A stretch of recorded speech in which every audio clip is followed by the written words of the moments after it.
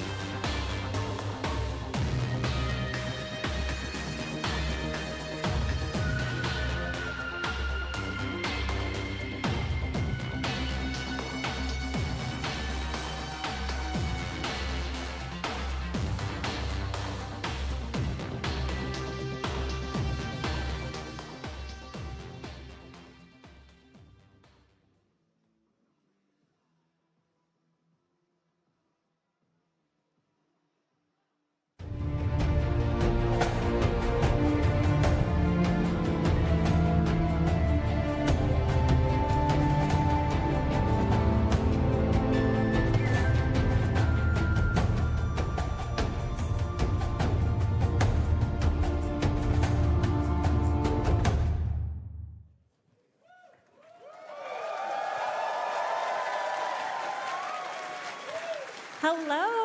Hi. Hello. Hey, hey. Welcome to Soulframe Dev Stream 8. Woo! Woo, woo, woo. We are live from the Tennocon main stage, and we are so excited to spend the next 50-ish minutes with all of you. We are here to flap, and we are here to flop it. And you will know what that means by the end of this stream, I promise.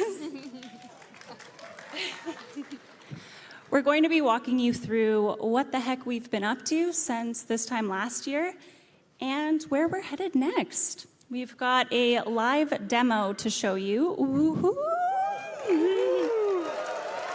And it's, 2 minutes long? Just a quickie. It's a 30-minute demo. Yeah, what are you guys thinking over there doing? 32-minute demo. 30 minutes of So please, we got to speed it up. gameplay. Gameplay. Live gameplay.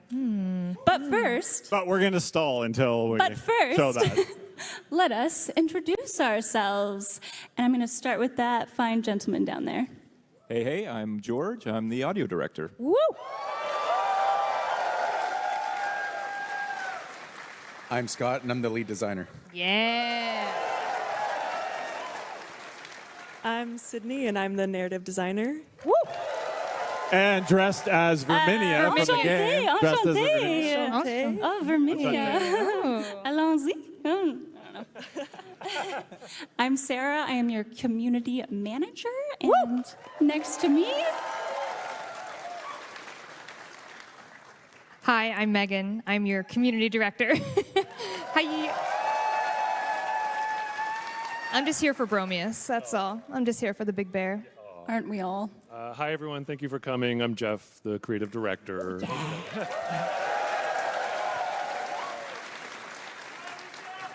I'm so proud of you for saying your Who's real this? It was so title hard for for me. once. It was so hard This for was a me. debate. Who's this man? I'm Steve. I'm the opening act for the Warframe band.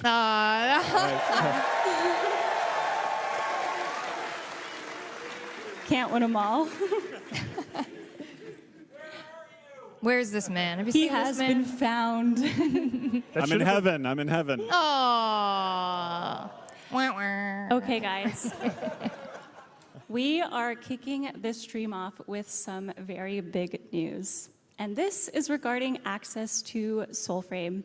We're announcing this publicly for the first time today, and that is until the end of this Tennocon weekend, we are opening the Soulframe doors open to everyone who signs up on soulframe.com.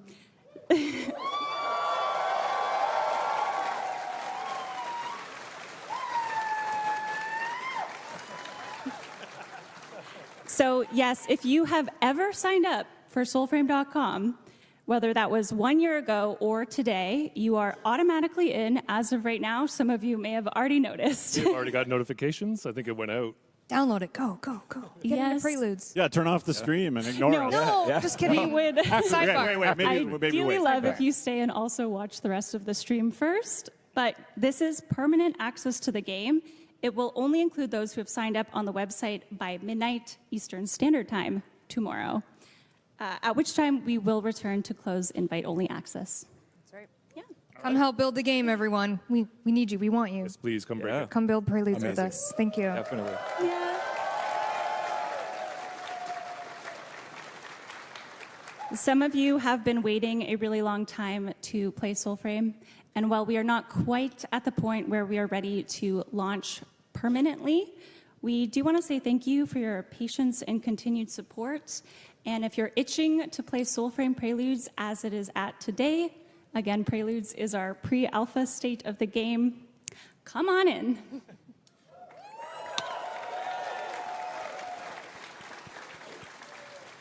How many years will it be in pre-alpha? You tell us. You tell us. Yeah. Is Warframe still, say, open beta? Yeah, I think technically. It is. Yeah. One big happy family. Yep. Maybe we'll go from, instead of pre-alpha, just be pre. Nice. I like that. Pre. Maybe we're just in pre-alpha? Ooh. No more pre. You're going to I make think- Steve sweat. You're I think gonna we've make him gotten sweat. rid of at least the Couple pre's. Regardless, we are still early days, and there is a ways to go with some core game design and systems, which we're going to be talking about today. But this is still a really exciting time to join our journey.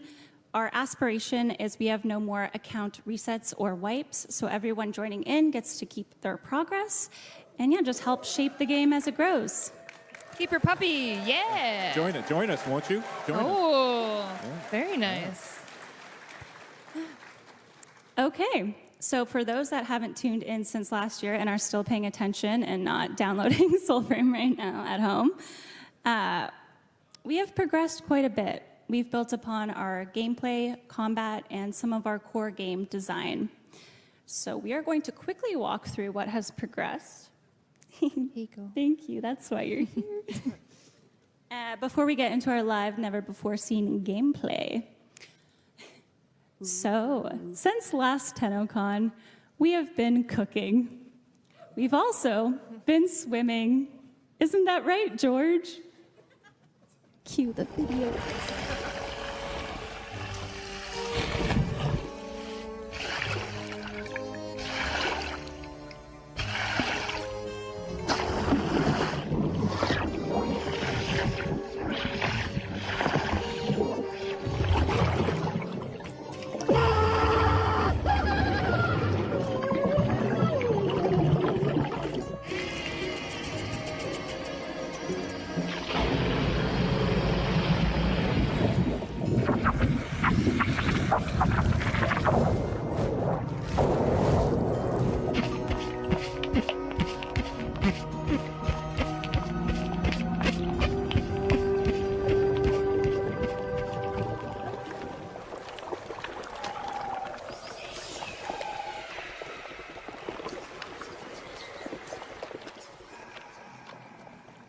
So yeah, that was our sound team in a pool.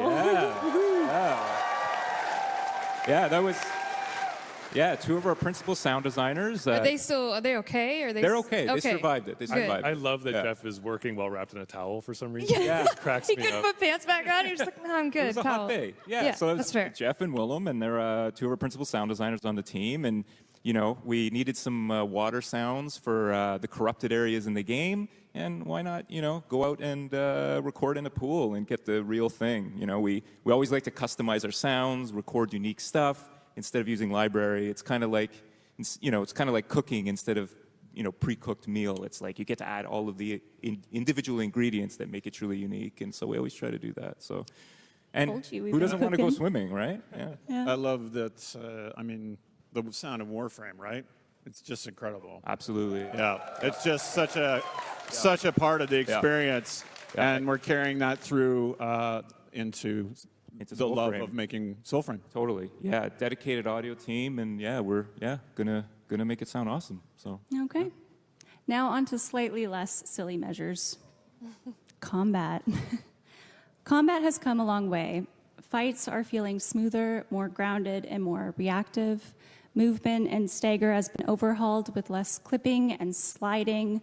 Smite has been introduced, which is a critical hit that sucks the souls of your enemies.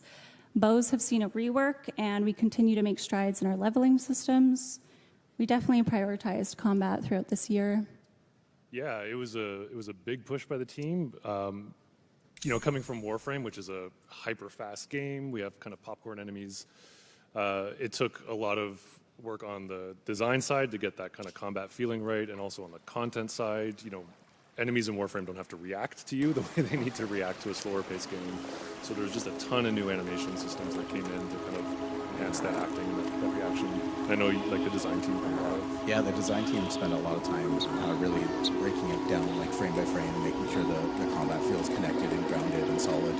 They went through a lot of iteration on making sure when you swing your sword that makes contact and the effects go the right way and the AI goes. Yep. Yeah, there's a lot of legacy bugs that we had that were not addressed, and when we have a slower pace of combat, those things are more evident. So, yeah. The new player experience now begins with a packed choice. Envoys can align with Spirit, Courage, or Grace, which also connects to one of our new factions. Our she-wolf Orengal has her own fable, and that is how you acquire your very own puppy, obviously a very high priority. Who here has a puppy? Yes. Yes. Puppies. Look at all the puppies. The puppies. Oh. Time-limited content has been added with the most recent being the Festival of the Circade. Sydney, this was a spooky event. I was very scared. It was scary. It took place in the haunted crypt of the Jotar clan. We know the Fire King Fen Jotar, who's one of our ancestors, and this one we had to track down the Circade. There was lots of puzzles and things to find. The whole community had to work together. We expected it to take like 2 weeks. It took like 2 hours. You guys did it Classic. overnight. Wow, incredible. Classic. So next time is going to be really hard. Ooh, get luck with ready. that. Midrath has been expanded. Our map can slowly be unveiled now by world trees throughout. You can also leave messages for fellow envoys on said trees. And for those of you who think I'm not watching those, I am. Please always be polite and respectful in game.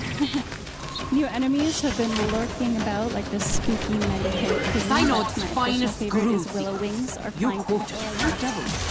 That was actually named by our community via a Discord Shout poll. out Discord. Exclamation Shout out mark Discord and chat to join our Discord. And whatever chat you are watching, it should work on Twitch. Some weapons have been added. Including the new magic caster weapon today. This really was a new playstyle added, essentially.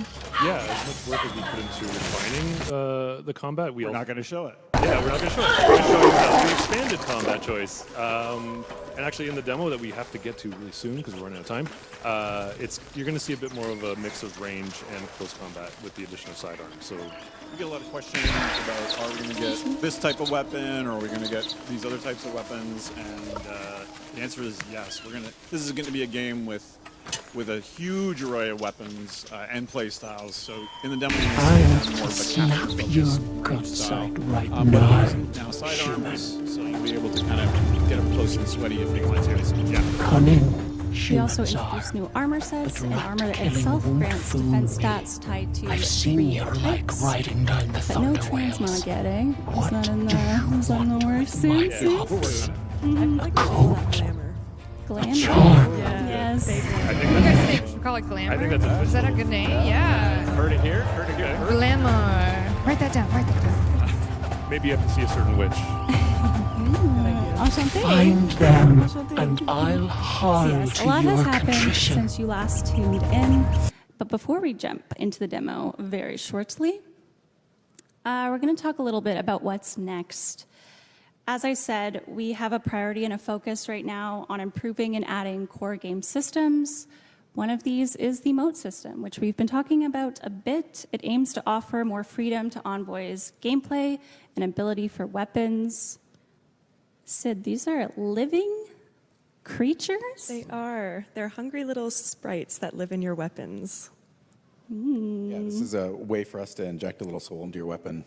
It's basically an earned power progression, making like a super weapon for your Envoy. Early Preludes players will remember the Ode packs had an ultimate, and we didn't really like the balance of that, but we liked the punctuation very much. So this system is meant to kind of bring that back in, but give you guys more choice in how you want to equip that to your build. Another concept we have in the works is related to leveling techniques of Envoys. What are we looking at here? Right. This is everyone makes their own kind of martial arts manual. We're sort of inspired by the feudal arts, sword fighting arts, and so rather than kind of a fixed skill tree, which unfortunately caps out very quickly, you'll be able to learn these techniques from ancestors and quests in the world and collect them, and then you write them into your own personal martial arts manual. So that's going to be, I think, going to be really important for customization. Again, the moats and all of these sorts of things. My Envoy is different and fights different, and my weapons are different than yours. Just embracing customization and choice. Yes. Speaking of customization, character customization is very early in this pre-alpha state as well, which we have another asset for. Very early, but we have lots of stuff coming. Like lots of stuff in the pipeline. We have new armor, new packs that are in production. I think we have more base player customization with what's the hairstyles coming very soon. And then I think there's even more beyond that with like further customization for players. Just Yeah, cool. We have some of the spicy new weapons as well.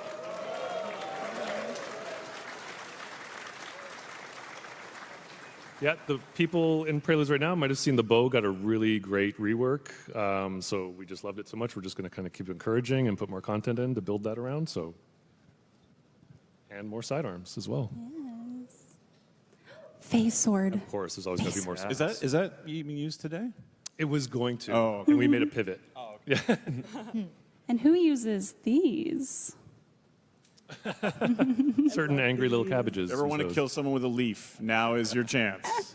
Always wanted. Yes, our beloved Sprout folk in game. You're going to see them very shortly, and they're not doing too well. But they also need somewhere to live. Oh, Very Jeff cute. told me this one maybe it wasn't necessary. I was just going to say that reaction just proved your point. So you win. Hell yeah. So cute, but not quite as cute as. Yes. Right. This is a new omen beast that you will one day meet, but it is not the one you will meet today. Yes. Speaking of which, Yes, Romeus. I think we should turn now to what you may be most excited to see, and that is a demo of our new Fable. Story of Bromius. Yeah, I think just we're going to jump in real quick because we're running out of time, but just a huge on this. We have a lot of very creative, passionate people. Please let them know you appreciate it. Fantastic. And yeah, if you are in Preludes and you don't want spoilers, you actually might want to just download it instead, because this is a very condensed version of the Tale of Bromius. Landon and Joey from our team are going to be playing this on our live dev build right now. Over to you guys. Let's go. Thank you, everyone. Good luck, Thank you. and Thank you. hope you enjoy. Thank you all. Please enjoy. Thank you.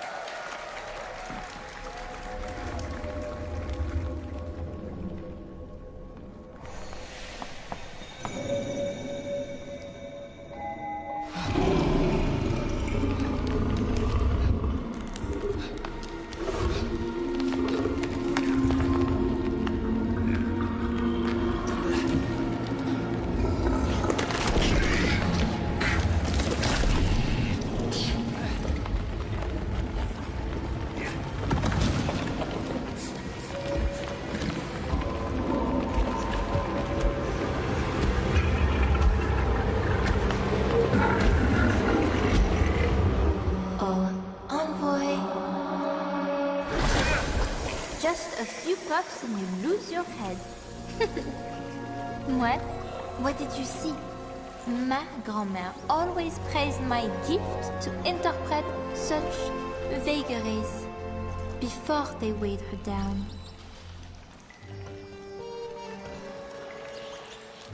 Yes, you fear the beast within.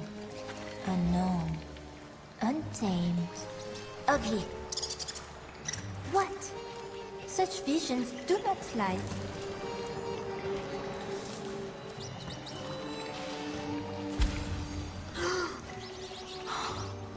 It is worse than I thought. Forgive me, Envoy. This sap dream is no oracle of your many inadequacies, but a vision of your violent future. Sounds delicious, no? Allons-y. To Weathered Wood.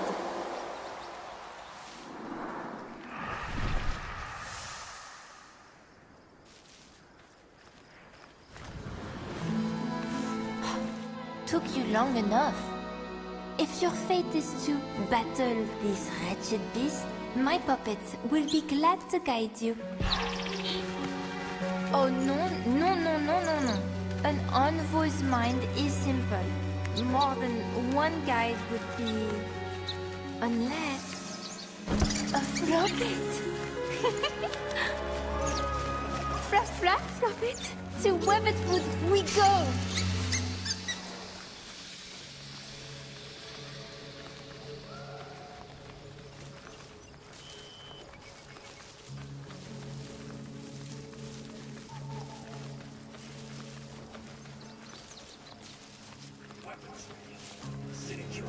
past.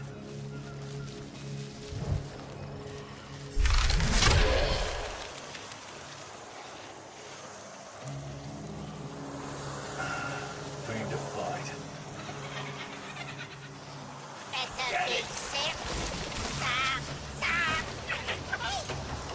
Townsfolk, they are cursed. Even more than usual.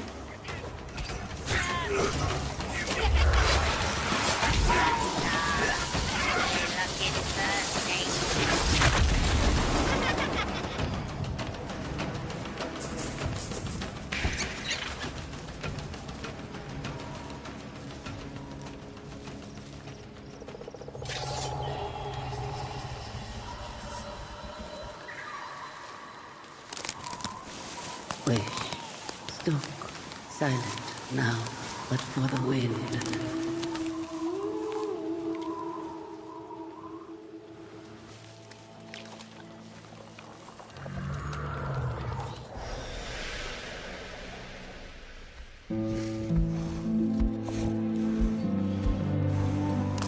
The sap of elder voicing trees once granted drinkers future dreams.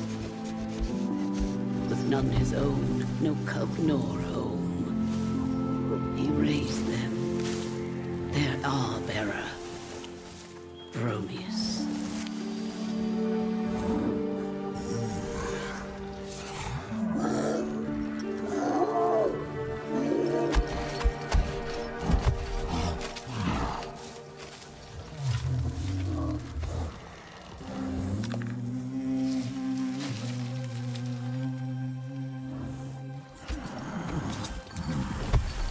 Sip and crown and see till morn. With this song of growth we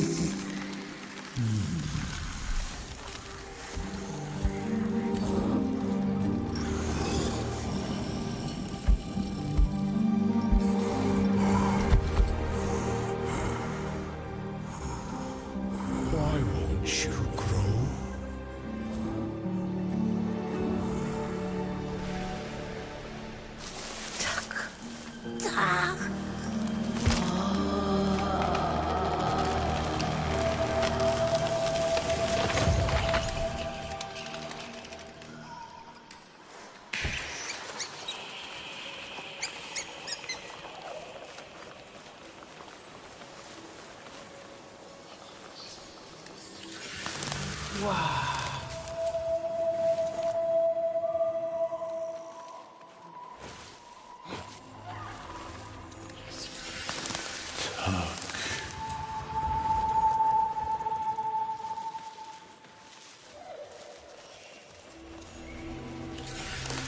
Wow.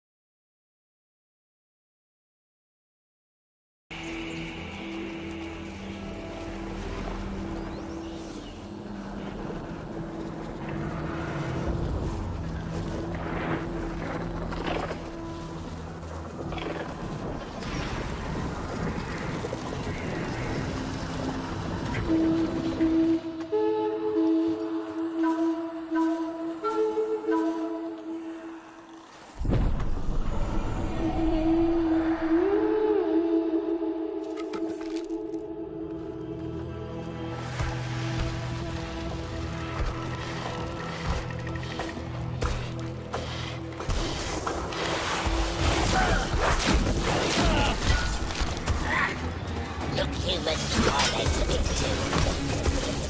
8.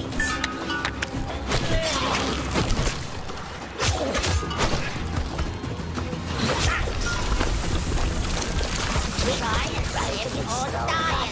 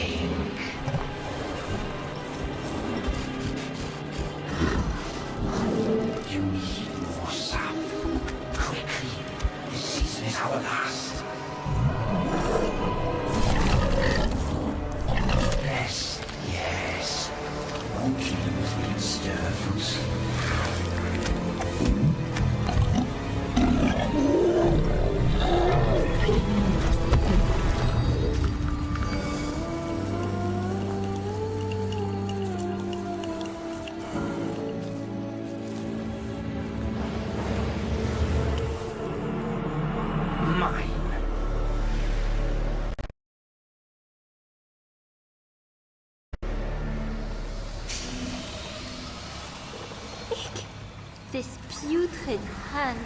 I smell a medicant. My puppets know well his wastes.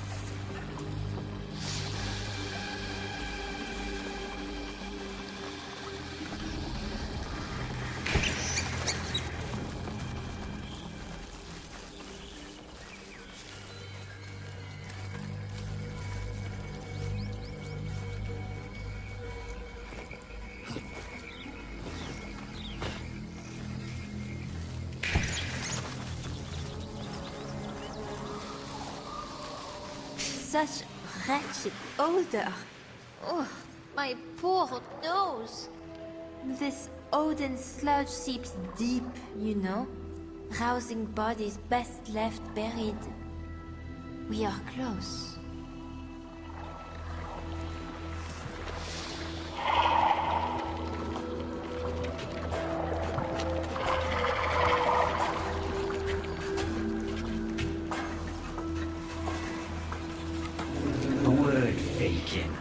What have trees, corpses, bears, and seeds in common? All are rotting beneath your feet.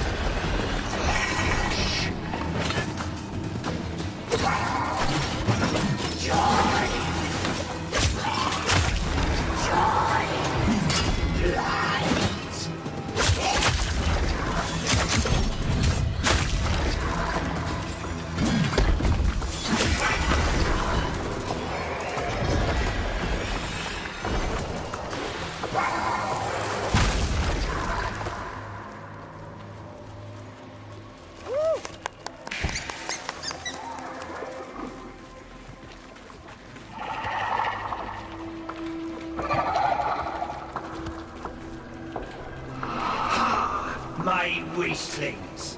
Alosh! Ah!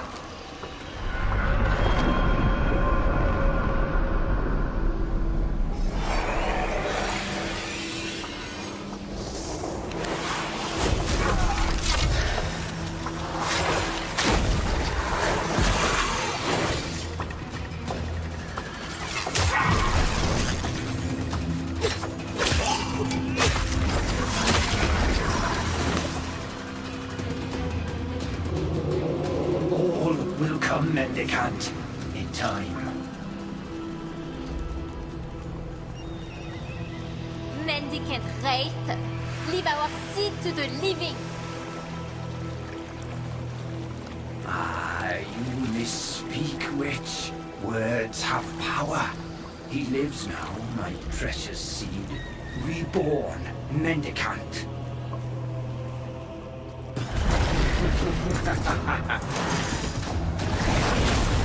We rotted things have much in common.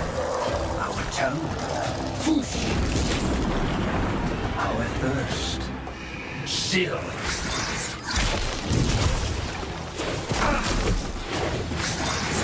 Surrender.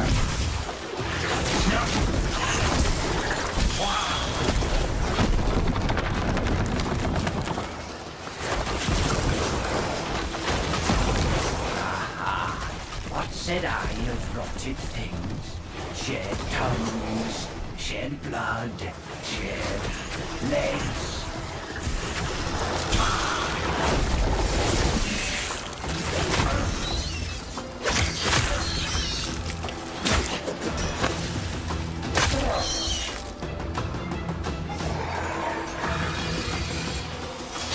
Dead do not die. Beastly.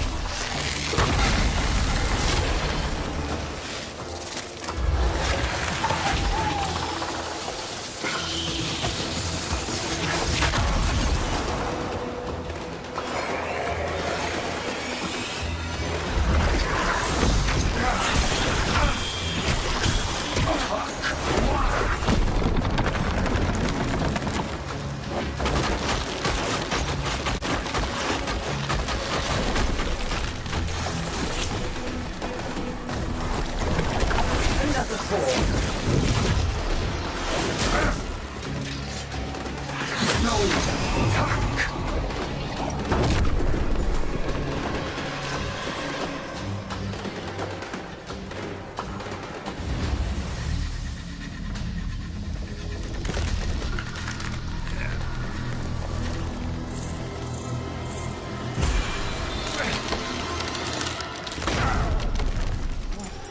Ancient roots from whence you've grown, voicing seed, take us home.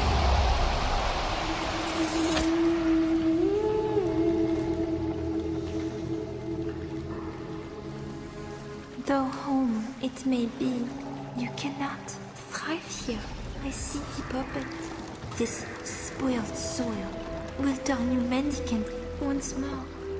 We must go below, face the rot at its roots.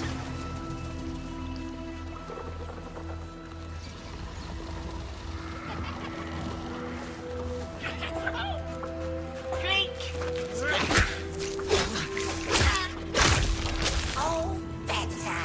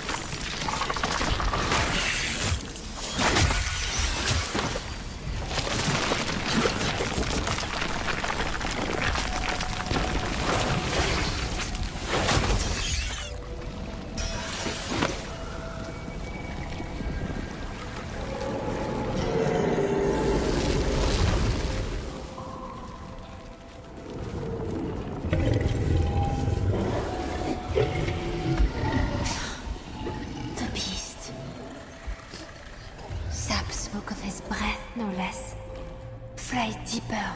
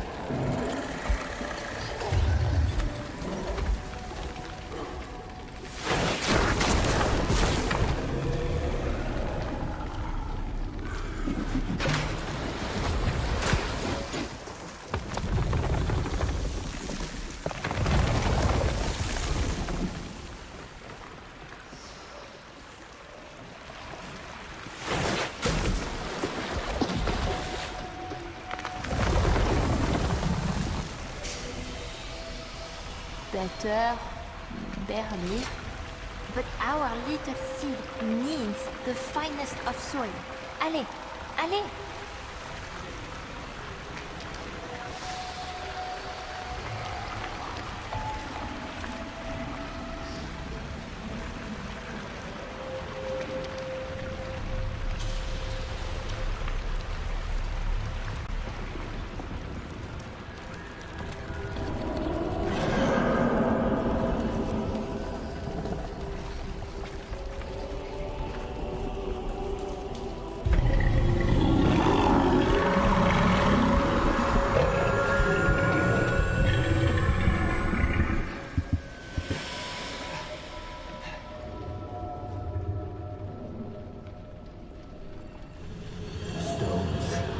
Stars.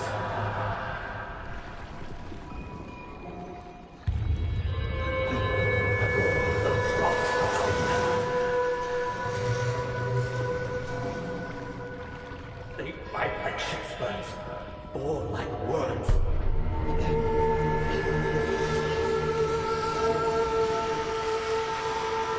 Freely let our widowed harlots.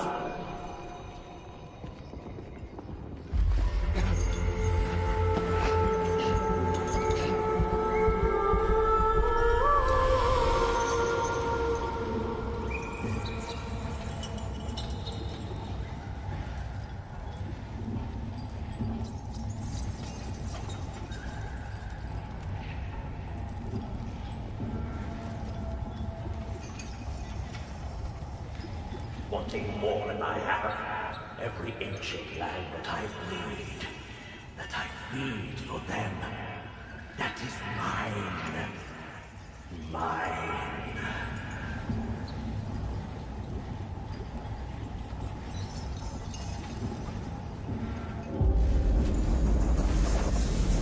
Grovel and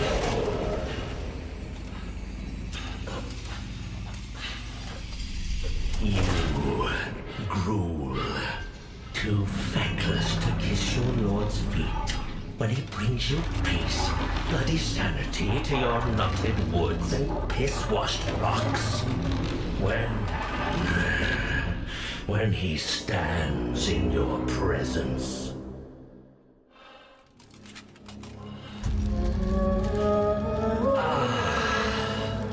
That's better. Better to listen. We are a family, are we not? Now give me the Empress, you blue-blooded bitch of a thing.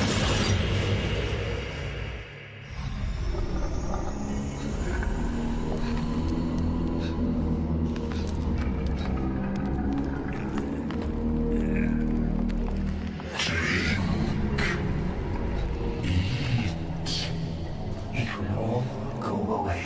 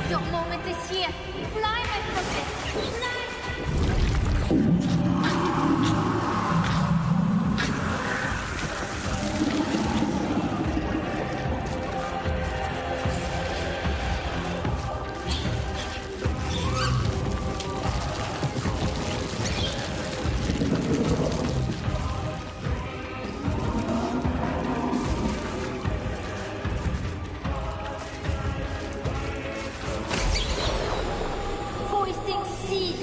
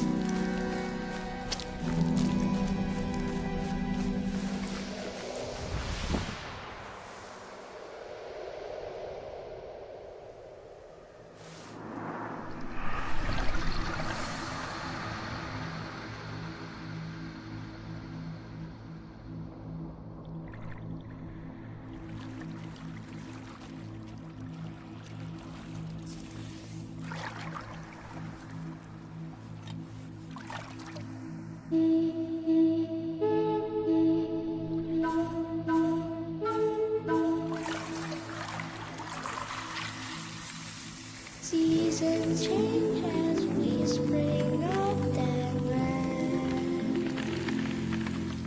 Come drink from our step will repay our debt. Granting sun in turn you nurture. We bear seeds for you that show the future. Sip and prune and be our voice. For what comes next, there is no choice. With this song of growth, we start again. A seed. Everywhere, a seed. Speak sad people that live your come shepherds, hear our voice in peace. God for the sun, planting trees.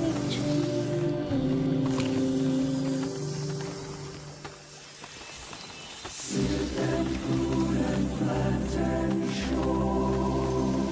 Sip and crown and seed. Encore, Ego, encore. We start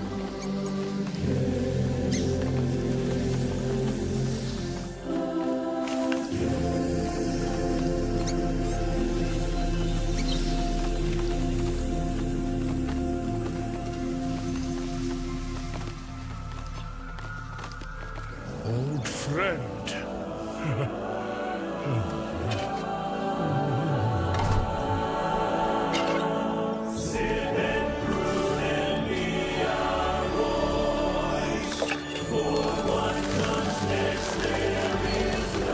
I've plenty new lives to tend. This wise elm be yours to fend. By the pact, our bearer.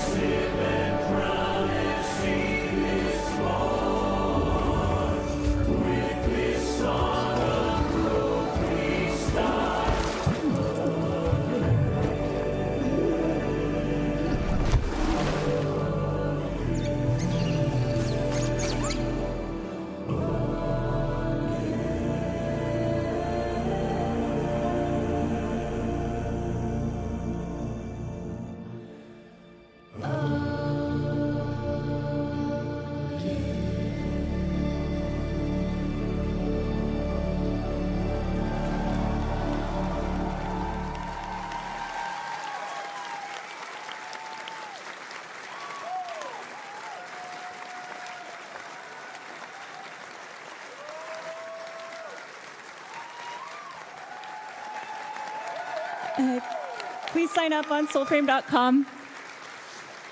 Sarah and the team is making something very beautiful for the community. Thank you for sharing this space with us. Landon, Joey, great job on the 30-minute live demo.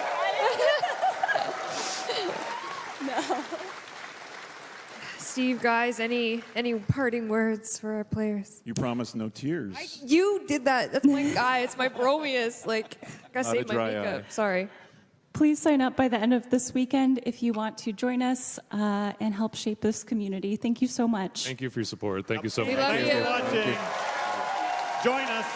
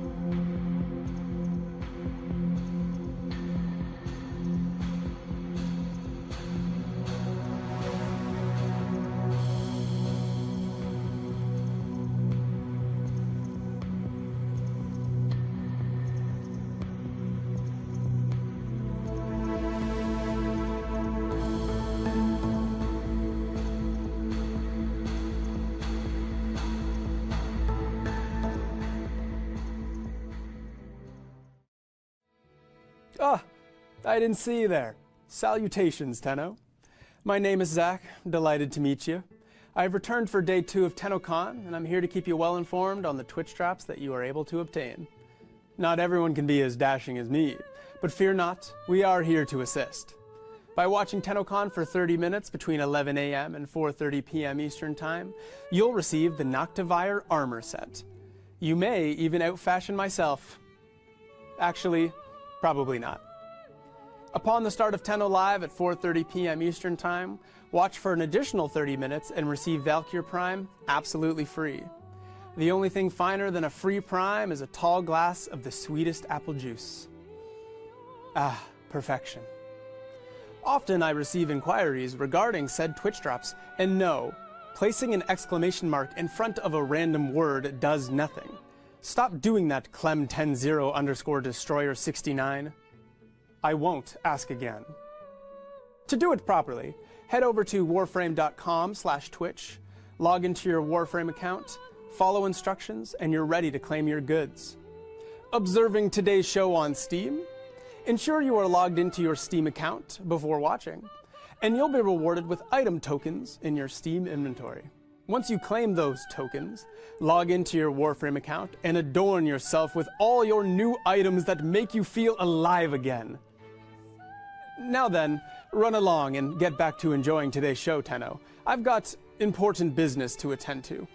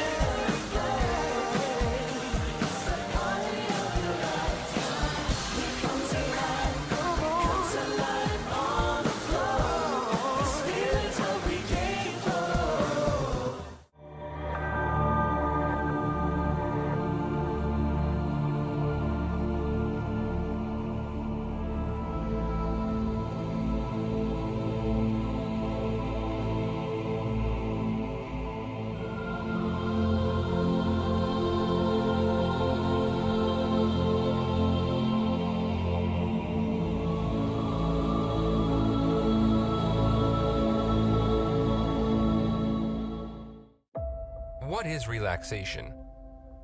It's a choice. Diverse commerce. Tenno-loving and pet-friendly. It's kicking back. It's sun-kissed meat slabs. Drums of unnerving milky fruit. Unusually big doors. Large mutant birds. Friendly faces. And plenty of rugs. It's sitting in the fresh air on the beachfront. So what is relaxation? Well, come see us in Cetus. Call 1-800-555-CETUS for your free vacation planning DVD. That's 1-800-555-CETUS. Call today.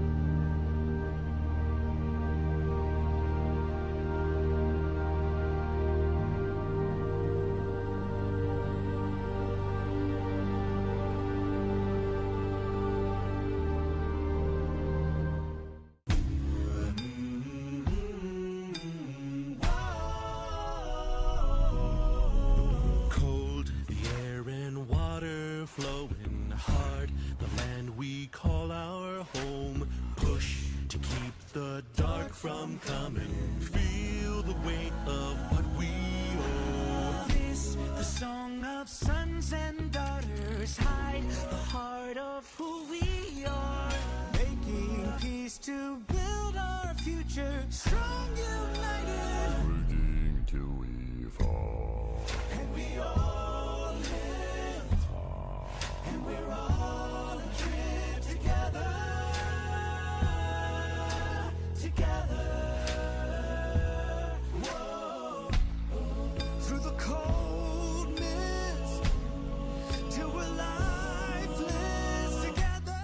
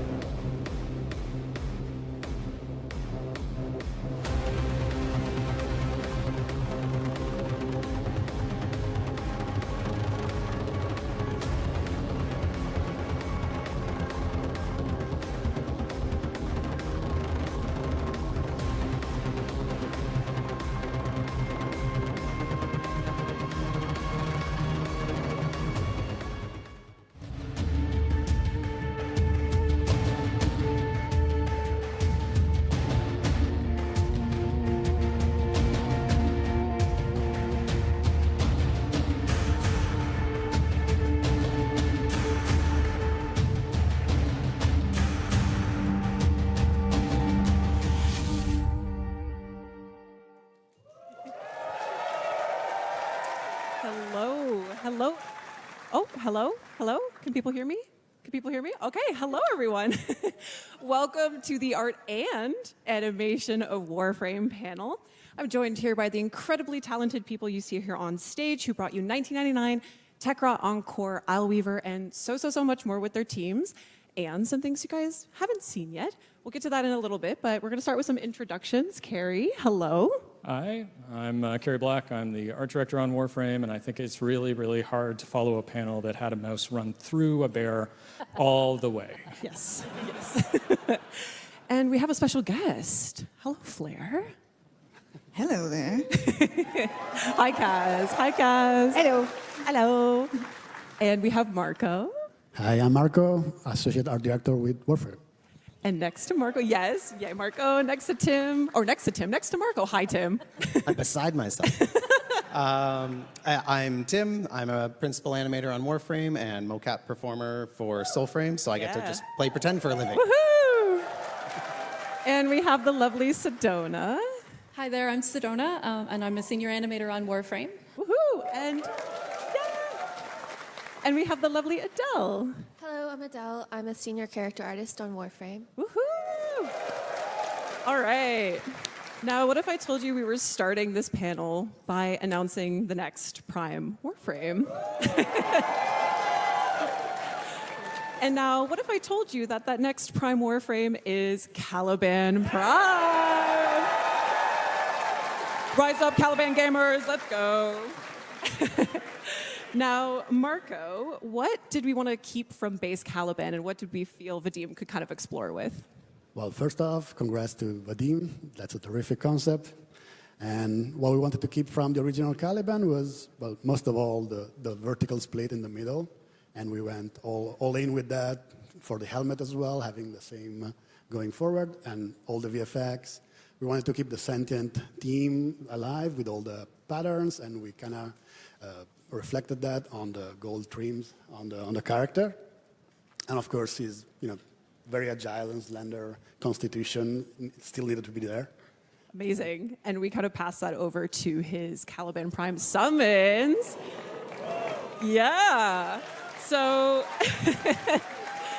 so his Conculus, Ortholus, and Sumulus are also getting the Prime flair. How do you approach priming all these different characters? Well, a lot of it is keeping the same tints and the same colors as the main character in this case. And as always, we add those little prime bits and gold bits to the characters. In this case, to save a bit on resources and on time, we have some of the pieces that are reusable among all the characters. In particular, their head is all the same. They're triplets. Yeah. They're besties. All right, we also can't have Caliban Prime wandering around without his signature melee weapon. So the Venato Prime is also coming with his Prime access. And Kaz, the Venato already has a really fairly extreme look to it. How do you push that design even further? Well, we obviously wanted to keep that weird elbow in there. And it also rotates at the end, so we chose to emphasize that little rotating function at the end. And then the blade as well, that cool vertical blade, so unique for a scythe. Absolutely. And now we haven't had a Prime sniper rifle come out in a while. And so guess what? You're getting one. The Vidaria Prime sniper rifle. And I know, Kaz, that Vadim was particularly excited about this. So how did Vadim, marry Caliban Prime into this rifle? Well, first of all, he's been pitching a sentient sniper rifle to me for quite a while now. So we finally found a cool place to put it in. And I mean, it just so happened that he was also concepting the character. So he brought some of those elements in, like you've got the golden rib cage kind of area on it. And if you look closely, there's a cute little sentient eye. Aw, look at that little guy. Yay, Vadim, you got your Prime sniper rifle. All right, now that we've gotten a little glimpse into our future, we're going to go to the past, to 1999, and more specifically to the Hex Quest. And Tim, a lot of mocap went into this quest. Actually, quite a bit. I'm curious how many hours and sessions. Yeah, so every time we do a mocap session, all the data gets recorded into a folder with that date on it. So we went and counted up the folders we had, and we had 14 folders. So that means 14 mocap shoots. Probably an average of about 2 hours per shoot, but we do mix in Soulframe and Warframe in the same shoot, so it's very rough estimate, probably about 20 hours of working in the mocap studio on this. Incredible. Well, we've got a video here that shows you just a fraction of those 20 hours. Let's take a look. Not again!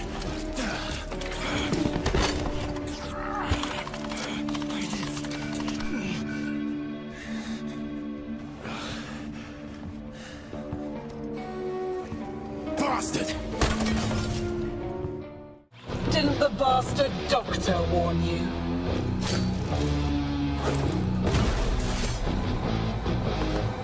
I've an order.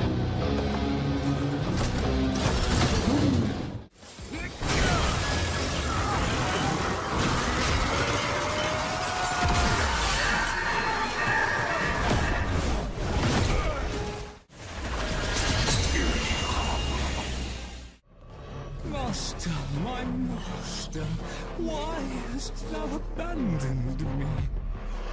All that matters is I'm here now.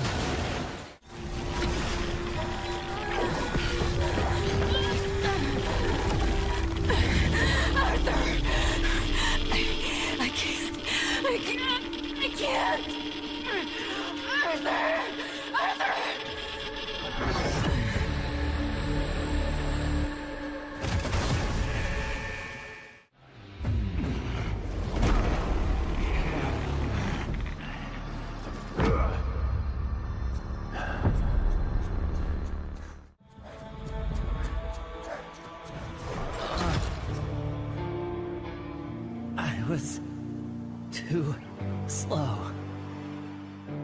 Give it up for animators. Yeah. Incredible. Incredible, Tim. Obviously, our quests are a labor of love. So what were some of the standout moments of working on the Hex? Yeah, so there's a lot of like dramatic moments and kind of bombastic moments, but I'm going to go with a little bit less obvious answer. There was a kind of a somewhat quieter scene where all 6 of the Hex were standing around after they had just seen Albrecht's message on the computer, and they're trying to make their plans for what to do next. And it's a little bit more of a subtle flex, but there's 6 characters in the scene. We only have 3 mocap actors, so we each had to kind of run through the scene twice, playing 2 different characters, and we'd have like a little chair or stool standing in for the missing character, so we'd kind of know approximately where to look if someone was talking. And we have, in the mocap room, we have 2 TVs set up, like opposite of each other, so we can kind of watch if there's any previs that has been made. We can listen to the recorded voice acting and pantomime to it, and sometimes we'll even put the waveform of the audio up on screen so we can kind of see when our cue is, so we don't miss it when the voice line comes in. And it was over 2 minutes, and it all went to one animator. Alex animated all of that. And she got all their individual personalities in there, and yeah, Incredible. difficult but very well done. Incredible work. And now, Adele, you worked on Eleanor's character model. What was it like watching her come to life in the quest? It was really great seeing how animation utilized all the extra time that was put into her for, like, for instance, the tongue. We weren't sure if there was going to be enough time for it to be rigged, but I made it anyways. Yeah. And then they just used it so amazingly to bring so much life to that character. And I love how cute and just adorable she is in the kissing scene. So She really is. We made time for tongue, y'all. Yippee. All right, that actually perfectly segues into our next video. Believe it or not, the kissing scenes for the New Year's Eve kisses were actually mocapped by, well, okay, hold on. You'll see. So we're gonna take a look at Eleanor's and Amir's. Now, Tim, you and Elise had to get pretty creative around mocapping this, which we'll see right now. Yes. So first, before you do anything like this, you have to talk to each other and be comfortable, like know what you're comfortable doing. And we thought at first maybe we could try mocapping the hug. They're all supposed to be a hug and then a kiss. And we thought, well, we could maybe hug and then we'll just fake the kiss because it's animation. Mocap is never the final product. There's always a ton of manual animation that gets done after the fact. So we were confident we could just add that in and make it look believable. But it turns out that like, hey buddy, good to see you again, because we're good buddies, is not the type of hug that we needed. And so we were like, we can get into it a lot more if we stand beside each other, kind of just look out of the corner of our eye and react to each other. And so that's what we did, and we just kind of, afterwards in animation, merged it together, got the physical contacts working and stuff like that. And you did share a really lovely story about Amir's smooch scene. Yeah, so Amir, he's so, he has to psych himself up a little bit, and then when he does, finally, he's like, okay, I'm gonna do it. He maybe overdoes it a little bit, and so he very dramatically whips off his glasses and does a little twirl and everything. He's a bit extra. And so we thought, well, that one's not too steamy. We can actually mocap that one. And then it turned out, oh no, we still couldn't because we don't know how to dance. So whenever there's dancing in Warframe, I don't do the mocap. As you know, Danny Octavia boy band Sokolowski. So we don't know how to dance, and we were like, I'm not really sure how to do this without getting tangled up. But fortunately, there was a third animator in the room, Jason, who had just recently been married, and he was like, I got you. We learned a couple of fancy moves for the wedding so that we could dance. And he's like, I'll give you a quick little lesson. And so he taught us how to not get tangled up so that we could do a little spin. And so very happy, very approximate anniversary, Jason. And thanks for the tips. Congratulations, Jason. Thank you for the dance moves. Now, for some of us who were successful in our Kim conversations, the romance continued in the back room. Now, Carrie, this looks very different from what we know the back rooms now. This was an early concept. How did it kind of transform from this point?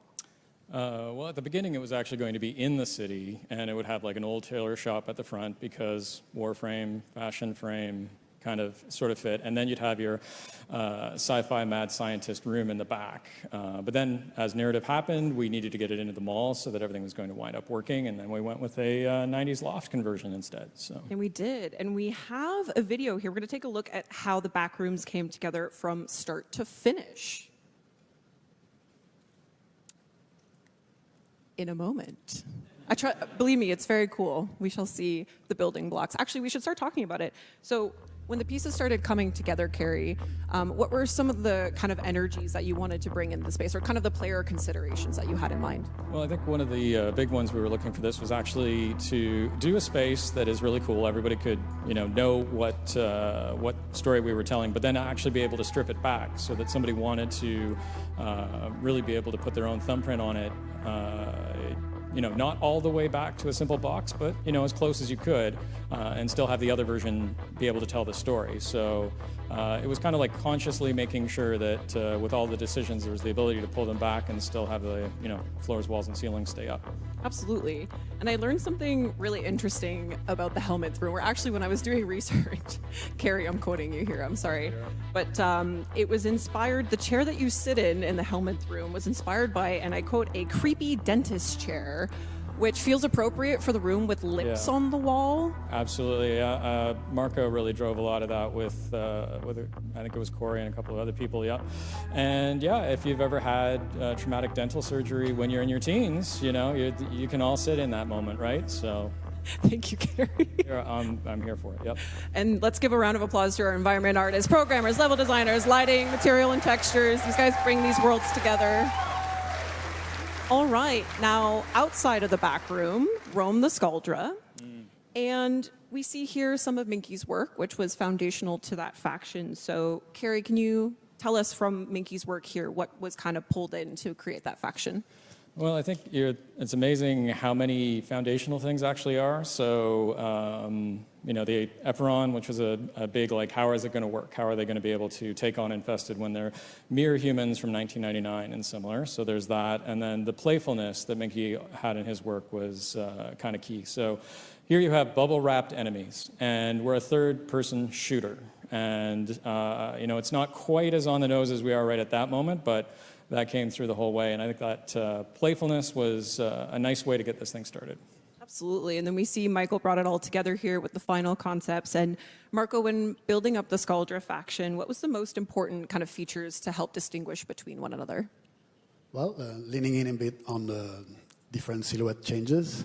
So you have one character that has a huge head or a huge top, and one with a big skirt, and try to help it with some of the emissive elements. You know, that helps as well with the harsh sliding condition. Try to make them more readable in every condition.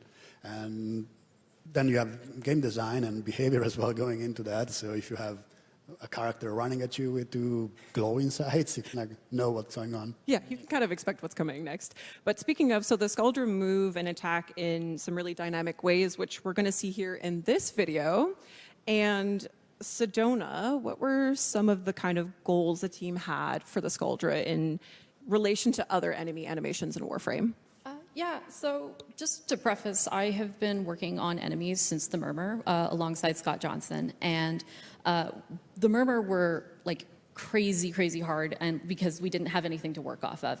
And so when we got over to the Scaldra, one of the things we said is we need to not go that crazy again. We should use some of the 10 years of existing gameplay animation to try and make our lives a little easier.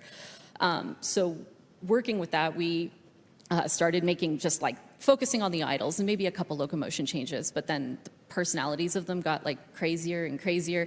And so we did end up making more work for ourselves in the end, but like I think they ended up coming out super charming. Absolutely. And speaking of charming, I know, speaking to Scott as well, obviously very talented animator, and he carried so much of that over into the H09 Fervon tank animations, and we're going to take a look at those as well. And Sedona, I know you have a particular affinity for the tank. Yes.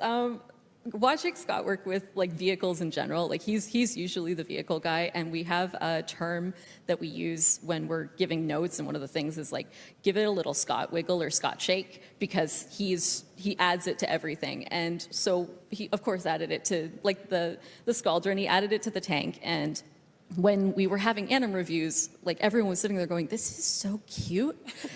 And I still agree with that. Like it's a very charming boss. And but yeah, it's talking to Scott, he said one of the things is like, he's like, I'm not working on a battle sim. I'm working on a weird sci-fi game. I'm going to have fun with this. And I'm so glad he did, because I think he came out great. Absolutely. I never thought I'd call a tank endearing and charming, but here we are. We also can't talk about the Scaldra without talking about Miss Major Nessie Rusalka. And yeah, yep. Now, Carrie, how does one begin to even ideate such a bold, standout character? I'm going to be completely honest. This one you largely leave to Rebecca and Liger, because, you know, me asking for a V-neck that is quite that V is a very difficult thing for me to ask for. So they drove a lot on that one, and then of course the iconic performance and the great sculpt by Scars and everybody else. It really came together. Absolutely. I heard the word bravado was thrown around a lot in her design, and I think the V-neck speaks to that especially. And her big claw arm, which was inspired by, as I understand it, it would be the Orkin, yeah. It would be the Orkin. Bit of a nod that this is, you know, at the base of that. Absolutely. And again, shout out again to Michael Skyers for the incredible character model, Rusalka here, as we know and love her. Yeah, absolutely.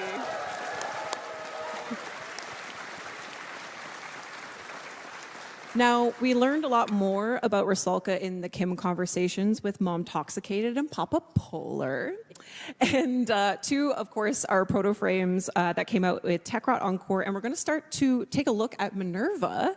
And Adele, how did you start, looking at the potential stylings for Miss Minerva? Well, it wasn't really determined what her age was going to be yet, just that she was going to be older and possibly part of the Scaldra. And so that's what you see in this slide here is 2 different age ranges and a more Scaldra-looking version of Sarin. And then we ended up going a little bit different. We have a video here showing Minerva's directional shift, which is kind of more similar to what we know Sarin as.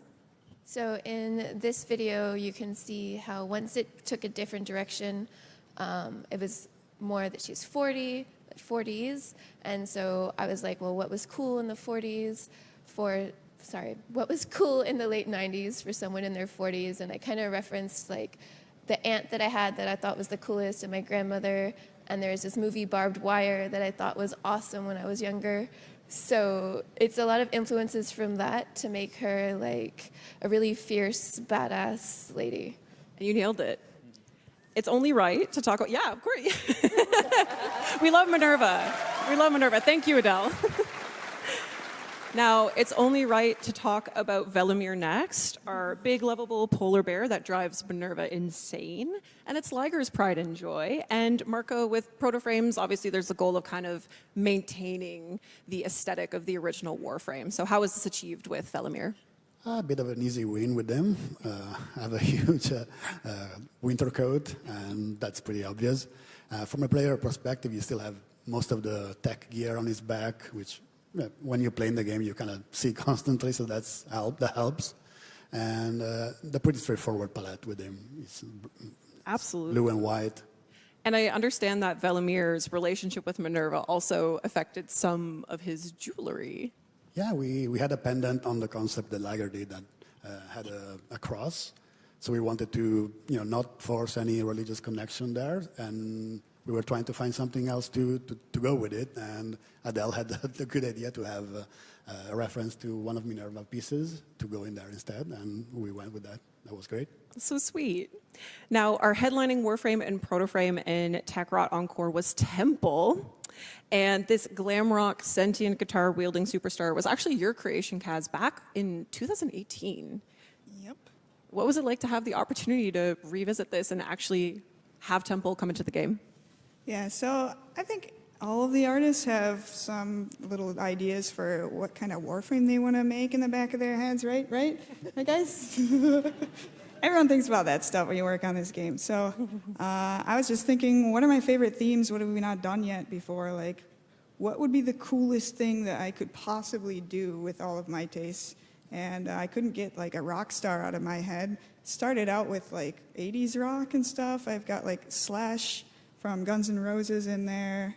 I've got like the fringes and stuff. The one thing that didn't change from this concept would probably be the shoes. But this was the original concept. And then we have where it kind of transformed from there. So we're seeing obviously Temple and also Flair's, like Temple's Protoframe, Flair, and big shout out to Nathan who worked on the hair and the makeup as well. Yeah, really bringing the glam rock together there.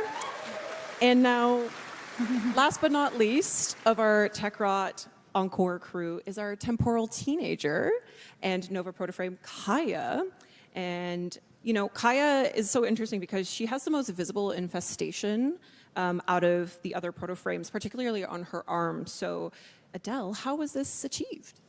Well, the character team had been wanting like an update on the skin shader since the earliest Hex, and the programmers worked really hard and made it happen. And Nathan did a lot of fielding and testing on getting that to look right with the programmers, and you see the amazing results in just how awesome Kaya looks. Absolutely. So, and it set the foundation down for Yeah. character artists to kind of work from that point. yeah, now we can use emissives and have metalness, and it's so much easier to blend between skin and Warframe, and it opens up so many possibilities to the types of skins and coloring we can do in the future. Fantastic. Shout out to our programmers and Nathan for that. Thank you so much.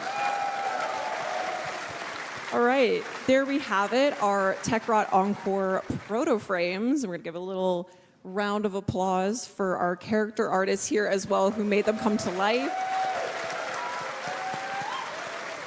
Now, a core part of Gemini skins, of course, is our Gemini emotes or transformation emotes. And we have a video here that we're going to show you a little bit of that process. And Tim, you had worked on Kaya's Gemini emote. And you mentioned that there was, her Kim story, narration worked on that. It actually inspired her emote. Yeah, so kind of at first glance, it looks like she's just kind of having like a fun, playful, cute interaction almost with the camera, where she's kind of like, striking a cute pose, pretending to take a picture, and then kind of like tossing it away like, yeah, let's keep it real. But like for those of you who have taken the time to get to know her a little bit more, you might know her backstory, and what you might see is someone who's like taking their power back, and she's kind of giving you a warning. She's like, I'm keeping my eye on you, and if you try anything funny, I will kick you to the curb so fast your head will spin. And she's not having any of it. And she's just very cool, and I'm glad that she's feeling that way now. I agree. And I know, Sedona, you had also worked not only on the Hex emotes, but also the Tekrot Encore emotes. And what was the kind of process of creating the Encore emotes? So when emotes were first announced, like the Gemini emotes, seeing the one at like Tennocon at the beginning, we were like super excited to like get started with them. And Elise always did something like extremely extra with hers, and that just sort of paved the way for us to kind of go, oh, well, maybe we'll do that too. And so we end up having like a lot of fun on them thanks to that. So with the Encore emotes, it was nice that we had like, we already knew we could push it. So for instance, like when I was working on Minerva, Elise had already been working on Velemir for a while, and I decided because they're a couple, I should make their Gemini emotes kind of like couple-coded. So you'll actually see like their poses at the beginning are mirrored, and the kiss of death that I made Minerva do was also like an allusion to Frost using his breath to make the snowball. And so that was like kind of our fun little thing that we added. It's like they're pretending that they like each other again. That's so sweet. Now, the proto-frames were, of course, fairly prominent features in Tekrot Encore, but so were the Technocyte coda. And Marco, obviously we see here some of Minky's sketches for this, Tekrot boy band. So what kind of set the tones here from Minky's concept to what we know now? Well, he had the neat idea to have facial features be the prominent thing there, and we kept some of that, mixing it with the behavior and the characters of the original human boy band, and mix some of the 90s gadgets in there as well. So you have the frontman, which has a big mouth in the chest, kind of a big mouth in the head as well. Has a microphone stuck on the back of his head if you get close enough to look at it. Dangerous. Yeah, and the Beckett, being the more nerdy guy, has the video game console stuck in the chest, and swapped his eyeglasses, the 4 eyes, for a big one. Fabulous. And then, of course, from Minky's fantastic work, we had our character artists bring them to life. So thank you to our character artists for our beloved boy band online. We love them dearly. And then from there, the animation team got to work on these characters, giving each member some truly gruesome charm. We're going to have a look at them here now. Sedona, they obviously have such unique personalities. And how did you go about creating such diverse movesets between all characters? So I'm assuming like everyone's started to realize that like we're pretty 50-50 split in regards to when we're using keyframe and when we're using motion capture, and we try to find the path of least resistance in every case. With the boy band, because their setups were so diverse and there were things that just didn't seem really feasible to do, the whole boy band is completely keyframe animated. There's no mocap whatsoever, and just because like they're so absolutely out there, especially Zeke, as you can see. This was Jay Baker who worked on him. Zeke was initially supposed to float, and he wasn't supposed to have so many arms, and Elise requested a few more before being pulled off to go work on cinematics, and so Jay took over and did an absolutely fantastic job. I don't know how he does it. I need to ask him. He's fantastic. Yeah, he's fantastic. An actual magician. Now, from the Technocyte coda, the coda weapons were born. And Kaz, which of the coda weapons did the team have the most fun making? Well, that's easy. All of them are fun. It's always fun to work on infested stuff because they're their own little creatures. They're kind of characters in their own right. Absolutely, and I know you in particular worked on the Coda Motivire, which was kind of this amalgamation of vehicles and different parts. You want to speak a little bit more on that? Yeah, that one's based on a scooter. I had like 2 particular models in mind for it, and I approximated it here and there. And yeah, we wanted to get 3 different damage types visible on it, so we did 3 different heads, and there was a bunch of different ideas about like how we would do that. Like, is it going to be a scooter? Is it going to be a blender? Is it going to be a wild washing machine motor, like in the videos where they throw the rock in it and it just goes crazy? I ended up with scooter because I guess I had motorcycles on the mind. Yeah. And then we ended up calling it the pizza cutter eventually. Yes. I like Bloodborne. Ooh. Hey, yeah, there you go. Shout out. Yep. And then, of course, our weapons artist took it all the way and created our fantastic set of our fantastic Coda weapons. Now, we had a little interim moment between Tekrot Encore and Isle Weaver, and that was our magical water girl, Ureli Prime. And we have a little behind the scenes of the Ureli Prime trailer that we're going to take a look at now. And now, okay, Tim, tell us how you guys made this happen. Yeah, so we knew with Ureli we would have to have K driving. So that meant it was going to have to be outdoors. And we knew she had an affiliation with Event Kids, so it was going to have to be the Orb Valis, and the Corpus were going to need to be the enemies. And we knew that she was kawaii, so we had to make it a little bit anime opening style. We got magical girl transformation, a little bit of like limited 2D animation and like lower frame rates, which was a fun challenge. It's more work to do less frames, believe it or not.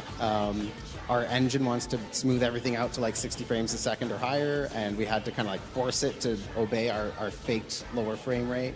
And thank you to the tech anim department who had to re-rig all the cloth for us to be able to hand animate just for specific shots in the cinematic, because in game it's all run with cloth simulation that runs at real time, and so it wouldn't obey our fake lower frame rate, so we had to keyframe it. So of course this happened on the character with the most skirts, fins, little bows and tassels and a bell, and like so many little cloth bits to move around. But they nailed it, and thank you for doing all the extra work so that we could do the trailer that we wanted to make. And yeah, so our direction for this one was kind of like, if you guys remember Grendel and Goss, it was like, go big, but go completely different, which was challenging. But with Grendel and Goss, we did something we'd never done before, which was kind of combine two into one. And so my sort of counterpart in the video marketing side, other Tim Nanasi, he had the pitch of basically, what if every Prime trailer from now on was completely unique and different from all the Prime trailers that preceded it? We kind of already did that with Grendel and Goss. I think Ureli worked based on the comments I've seen. It was pretty different and out there. And I've heard Tim's 10-second elevator pitch for the next one, and I think it's going to be totally different and amazing, so. Ooh, all right. All right, so after Ureli Prime, we jumped into Isle Weaver, and just a quick note, the next few slides will be showing images and videos of spider-like creatures, but we're going to talk about Araxia. And this spider-themed Warframe had been floating around in the community for a while. And how did we come about, finally making it a reality, Carrie? Well, this is one where, again, like another artist wanted to grab the theme and kind of really ran with it, actually. So Nikita did fabulous work here. Very interesting one to see how it started off with a lot of very, very disturbing reference. And then, the final character is kind of out of the park, really. So. Yeah, that whole thread was a little bit of a jump scare. It was, yeah, absolutely. It was fun to look back on. Yes. And we, of course, have to include the Araxia scuttlers, which we see here. Nikita did a little bit of exploration there on how those could look. And then Nikita brought it all the way home and made her come to life as the Warframe that we know and love today. And, a really standout characteristic of Araxia is her Silken Stride ability, where she literally walks on spider legs. And Sedona, I'm just so curious. How? I don't know. No, seriously, like with Warframes, usually like a lot of animations are shared between them, specifically with locomotion. You have like a set skeleton. This is what you work with. And Araxia kind of threw that all out the window. So she's got a whole new set of animations that we kind of had to like figure out how to make work and play nice on these spindly little legs. And this was, again, Scott Johnson and Jay Baker and Eric Stoible, who, again, it was a team effort. I don't think we could have done it without, everyone coming together for this. Also, yeah, kudos to Eric on the Scuttlers. He did such a good job. They're so cute. Wow, incredible. We also had a new enemy enter Duviri in Isle Weaver, the Unseeing Herald. And, you know, another Minky concept, this is actually part of a bigger kind of murmur exploration that Minky had done. So what was kind of the deciding factor in bringing the Unseeing Herald into Isleweaver? Well, I was actually like talking with Pablo, and you know, he had an idea for an interesting character to try, which, you know, maybe someday we see, maybe we don't. But trying to get something that was ranged into the mix was kind of the gist of that. And then in the back corner that we hadn't used yet was, you know, this guy, which is, all right, well, we can do something with a mouth, and then it kind of kept going. Yeah, and it kept going into this. And Marco, how did we get from Minky sketches to what we see here? We wanted to keep the same idea of the big anatomical parts that it's pretty common in the wall elements, and kind of go home with it and try to make it stand out from the other enemies in the Murmur faction. Definitely stands out, Marco. So give it a good different silhouette. Behavior again works well there. But yeah. Absolutely. And then Sedona, you had the honors of bringing this Murmur mouth into action. And how do you even begin to animate something like this? Well, I was lucky enough to have a lot of experience working with the Murmur already. Any floating Murmur enemy was animated by me, essentially. And so... Yeah, Sedona! But yeah, I love people asking me to animate a weird little guy, and I believe he falls into this category. So my goal every time with the Murmur was try to upset the animation department with it. And so I think he's charming, but others might not agree. I understand. Do you guys think he's charming? Yeah. Absolutely. All right, so something we haven't shown yet is a deluxe skin. And Yeah, a lot of people have been annoyed at me for this for apparently about 10 years now. So. yeah, this one in particular is very special because not only was it shown on DevStream number 79 in 2016, it is also another Minky project, and also, Carrie, you had worked on it as well.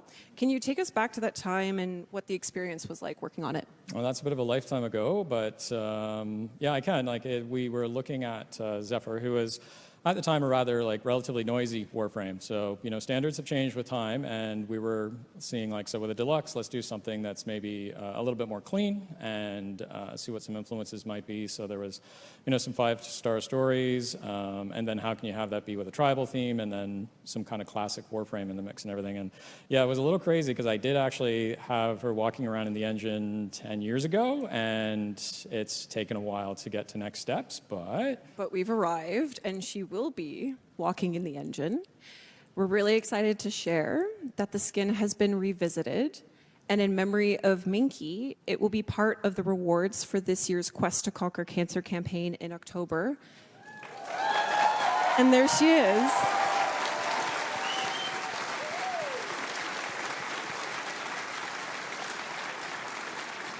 And she's absolutely stunning. We included some of those Conquera elements into her. And what was it like to revisit this blast from the past with Olina?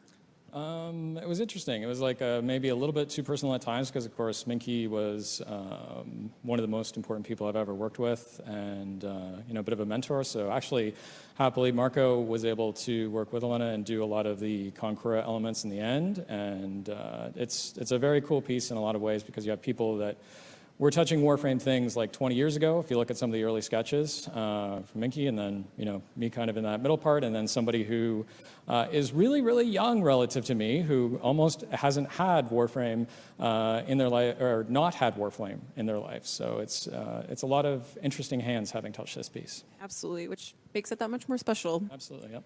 And another thing we haven't shown yet is a new Warframe. And Minky's influence continues with the Devil Warframe.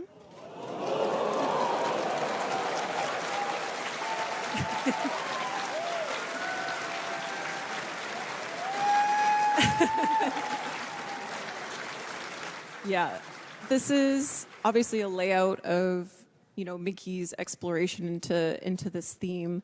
And can you tell us a little bit more about how we kind of are entering the territory of a Devil Warframe? Yeah, I guess actually right off the top, he wasn't apparently super comfortable with having his sketches often seen, which is something I didn't know until relatively recently, which is a bummer because there's a lot of them. But I mean, there's just so much energy in his pieces, and there's actually 2 pages of these.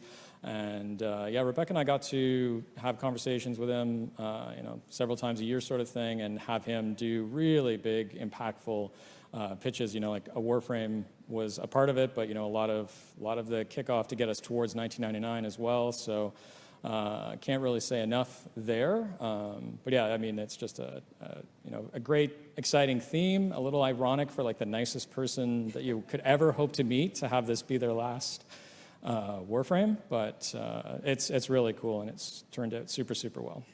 Yeah, and from that yeah, absolutely.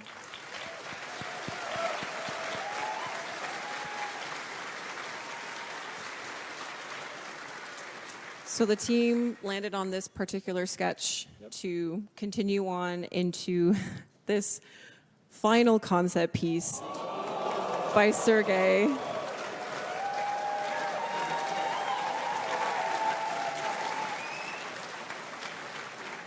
And Marco, I know that the team wanted to maintain as much as Minky's original design as much as possible. And tell us a little bit more about the process of working with Sergey on this. Yeah, well, keeping the original sketch in mind was absolutely the priority there. And Sergey did a terrific job completing and the design, working around it, giving the back view. And the only little touches that we added was little Tennocon elements to it, some metallic trims, but the original soul of the concept is still there. And yeah. Absolutely. And we see the cool flames coming off of the heels. Yeah, maybe try to distance a bit from amber and chroma with the color of the flames or where the flames were coming from. And in general, the Constitution tried to keep that nimble devil look that was crucial to the original sketch. Absolutely. So for clarification, this isn't our next Warframe. It is a new Warframe to come. I know. Don't worry, that means that there's another one. It'll be worth it, guys.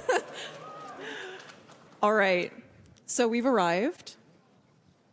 I'm speaking for the community when I thank you all and obviously everyone on the art and animation team and Warframe team for the magic that you create.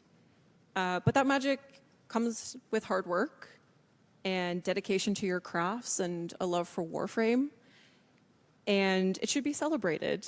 And we're so lucky that we are able to do it here on the Tennocon stage with all the Tenno here and everyone watching from home. And yeah, thank you so much for sharing your talents with us.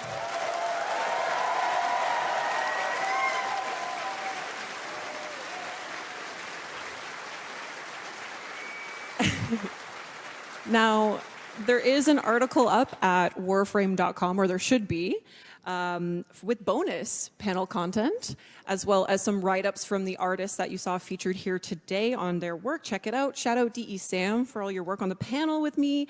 Next up, we have the Sounds of the System panel with Zach and the sound team. You won't want to miss it. But before we head off, there's one final thing we would like to show you. And it involves Tim being way too close in proximity to Jeff throwing things around in the mocap room. So we're going to take a look at that. But thank you guys so much for watching. Enjoy the rest of Tennocon. Thank you again.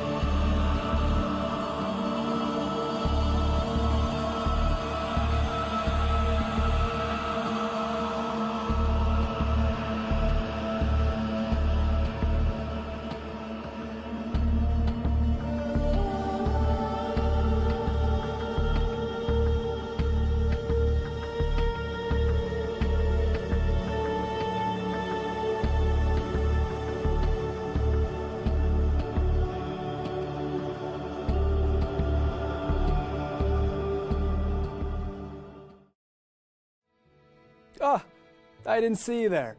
Salutations, Tenno. My name is Zach. Delighted to meet you. I've returned for day 2 of Tennocon, and I'm here to keep you well informed on the Twitch drops that you are able to obtain. Not everyone can be as dashing as me, but fear not, we are here to assist. By watching Tennocon for 30 minutes between 11 a.m. and 4:30 p.m. Eastern Time, you'll receive the Noctivire armor set. You may even outfashion myself. Actually, probably not. Upon the start of Tenno Live at 4:30 p.m. Eastern Time, watch for an additional 30 minutes and receive Valkyr Prime absolutely free. The only thing finer than a free Prime is a tall glass of the sweetest apple juice. Ah, perfection. Often I receive inquiries regarding said Twitch drops, and no, placing an exclamation mark in front of a random word does nothing. Stop doing that, Clem100_Destroyer69. I won't ask again. To do it properly, head over to warframe.com/Twitch, log into your Warframe account, follow instructions, and you're ready to claim your goods. Observing today's show on Steam? Ensure you are logged into your Steam account before watching, and you'll be rewarded with item tokens in your Steam inventory.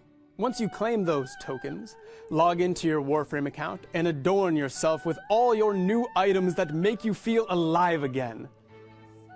Now then, run along and get back to enjoying today's show, Tenno. I've got important business to attend to.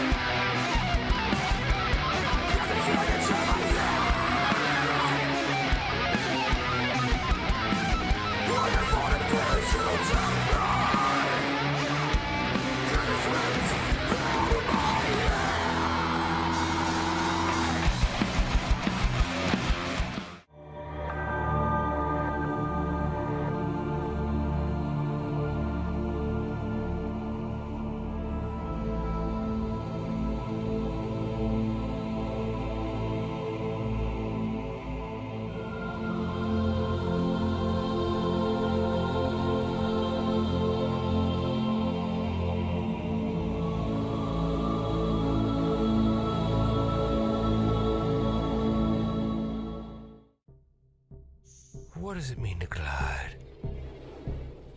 To be weightless? When all effort is gone, what's left? When the thrusters kick in, you feel it down to your operator. K-drive. Check, check.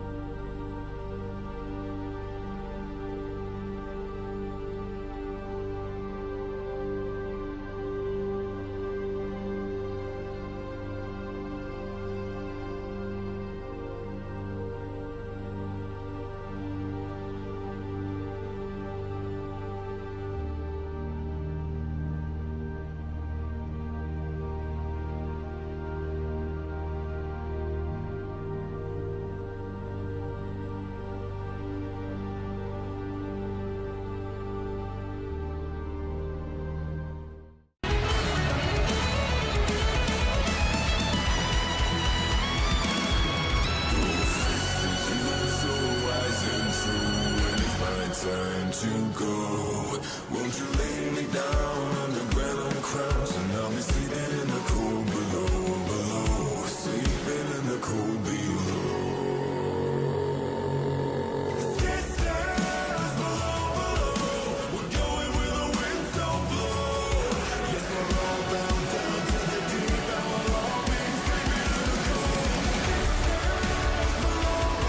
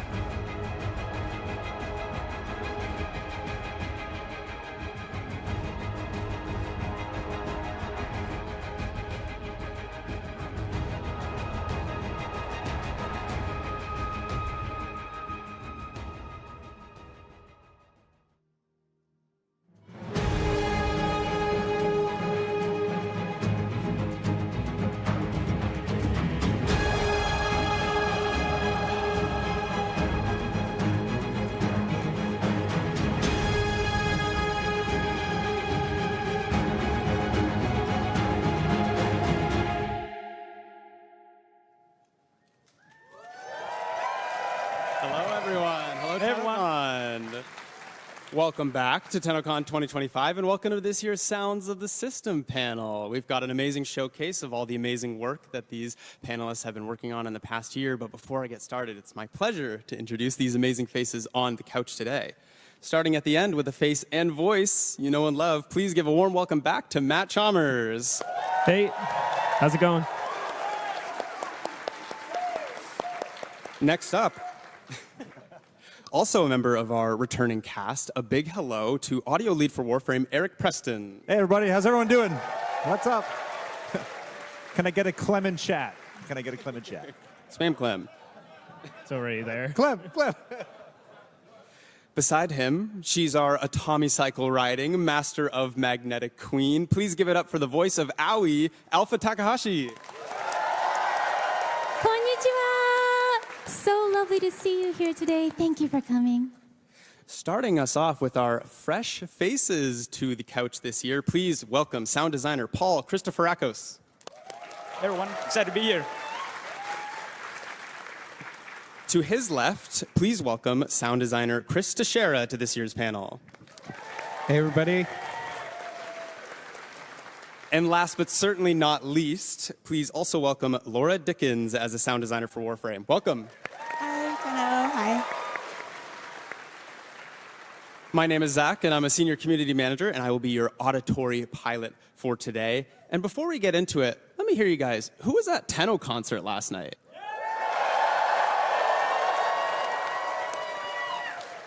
I was also there, and that's why my voice is almost gone, so you'll have to bear with me here. But what a perfect segue into our first topic of today, the music of 1999. Matt, the last time we chatted, we had only teased some 1999 songs. Now we have over 20 original songs in 3 albums across 1999 and TechRot Encore, the most we've ever done for a single update. Tell us a bit about that process. Where did it all start? Well, it started a couple years ago with See Into the Flesh, where we played that in 2023 at Tennocon. And yeah, that just started with Eric being like, hey, we're getting started on this 1999 thing. And you gave me some references, and I started to figure out what that sound would be, and while still sounding like Warframe. And then, yeah, we just did basically every genre after that. Love it. I absolutely loved hearing them at the Tenno concert last night. It was a rager. What was it, your first time at an arena? Tell us about that. Yeah, first time at an arena, first time as a singer on stage. Yeah, it was weird. Yeah, usually my main instrument is drums, so I'm usually just behind, just chilling. I don't have to think about how I'm moving. So yeah, that was a lot of new stuff for me. It was absolutely spectacular. Eric, we travel across so many different vibes in each of the songs, some even lending themselves to a proto-frame. How does each personality form through the songs? Yeah, it's a really fun process, actually. We take a lot of time. Like, Matt and I will listen to a lot of references, like you said. And usually what it comes down to is just trying to create an interesting, like, diverse playlist of all the tracks. We don't really ever want two things to sound the same. You probably notice that across a lot of our updates, too, how we're always kind of changing the musical style up. So there's like a real conscious effort there to try and keep things fresh and to try new things. And like, as you know, Warframe, we go to so many cool places in the game that it's a real treat for us to kind of work with that and try to introduce new melodies, new textures, use new instruments just to create a lot of different flavors of ice cream. So 1999 was like a playground for us. Basically, doing our research, I listened to a lot of music through the 90s growing up, so it was a real joy to be able to go through all those tracks and just figure out which ones to share with you guys. So, yeah. As someone born in 1999, I really recognize those 90s songs. Yeah, they really resonated with me. So it took me right back to high school dance. Love it. Of course, music is just one aspect of such a huge update. The sound effects play an equally important role. Laura, how was it designing sound for 1999? Was it different than a typical Warframe update? Yeah, for sure. For sure, it's different. So I worked on the ambience for 1999, kind of creating the sounds of the environment across 4 different seasons. I also worked on the like Kim system UI sound effects and yeah, various other like gameplay elements for the update. And I would say that the main difference for me is that that's like a real world reference, right? So you're using the sound of a modern city as a reference. You're using the sound of like technology from a specific time as a reference. So that's like really helpful, but it's also kind of a challenge because you want to be able to convey that to the players. So yeah, I did a lot of like field recording around the city of Toronto across 4 different seasons and in different weather. I went out to like High Park really late at night once and ran into a coyote and was like, oh, I shouldn't do this. But yeah, so in that way it was different, whereas like other environments are a little bit more fantastical and you have like a lot of like leeway. But having like real world references is also like the limitation is also a great source of inspiration. Yeah, of course. And one of those designs you did was actually the helicopter sounds that you hear around Hulvania, and you made a behind the scenes video for us. So let's take a look. Hi, my name is Laura, and I'm a sound designer at Digital Extremes. Working on the ambience for Warframe 1999 was a big challenge. It involved a lot of field recording, studio recording, and editing to create a realistic modern soundscape. But you might be surprised to know that some of the realistic sounds you hear in 1999 were completely synthesized. For the exterior ambience, we wanted to create the impression of a large and active Skaldra military presence in Hulvania. To achieve that, I designed the sound of distant helicopters using the Korg MS-20M synthesizer. To start, we're going to set the VCO1 waveform to noise. Then we'll send the LFO to the low-pass filter. Then I'm going to set the waveform to a downwards ramp shape. You can then control the cutoff of the filter by hand, or if you want a more bandpass effect, you can use the rubber band technique on the low and high pass filter together. If you want it a bit darker and heavier sounding, you could try adding some pink noise.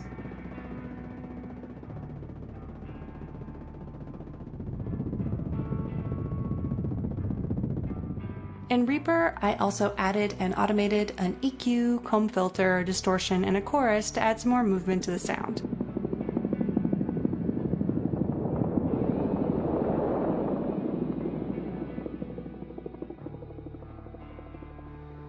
To position the sound in space, I added some panning and volume automation and set it to a short-ish dark delay and a convolution reverb.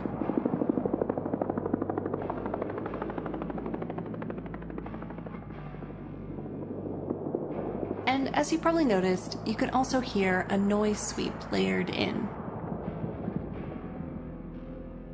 Finally, in context, this is what the distant ambient helicopter sounds like in Warframe 1999.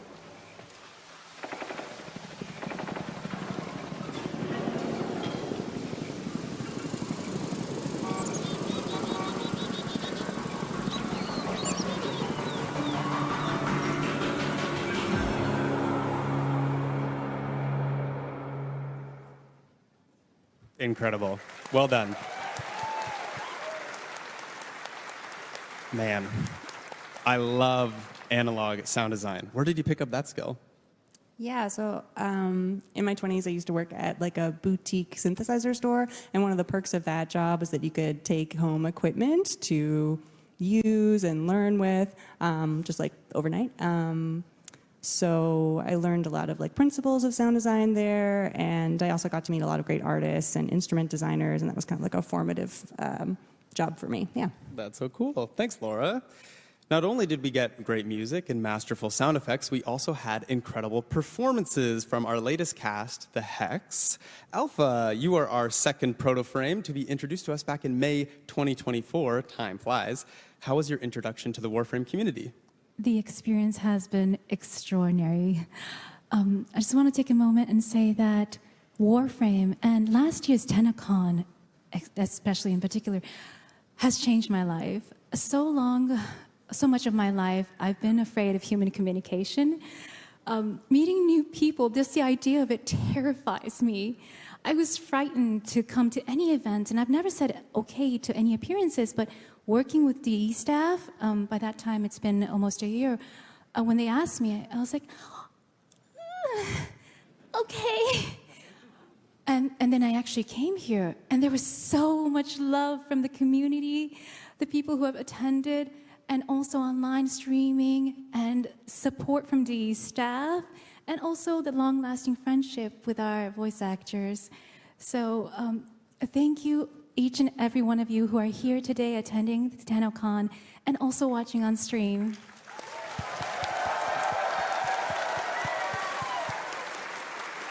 No, thank you, Alpha, for lending your voice to my favorite character in the game. So,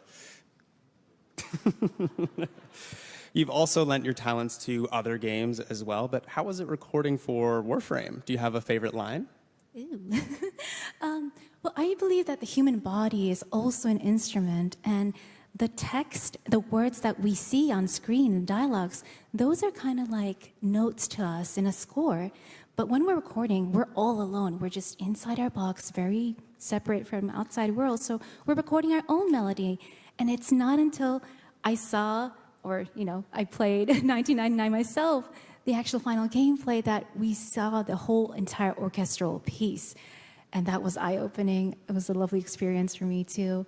And as far as the favorite line, I want to say that the favorite line in the entire 1999 is, in a moment, I think it goes like, "Can you give my brain a hug?" Right? Like that's it hits you.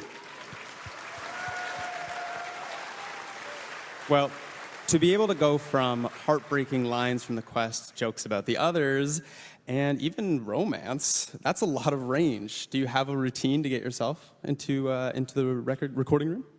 I'm very fortunate to have a studio partner work with me, and every time before going into a recording session, whether it be for Warframe or other fighting games or video games, he plays music, soundtracks, so that I get into that mode.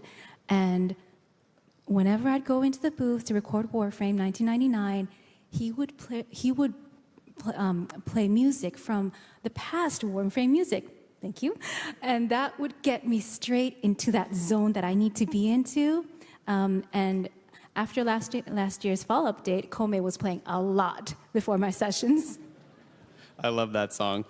Well, just as a fun fact, Alpha recorded 581 voice lines for 1999 and Tekrot Encore. That is an incredible feat. So thank you, Alpha, for bringing Aoi to life.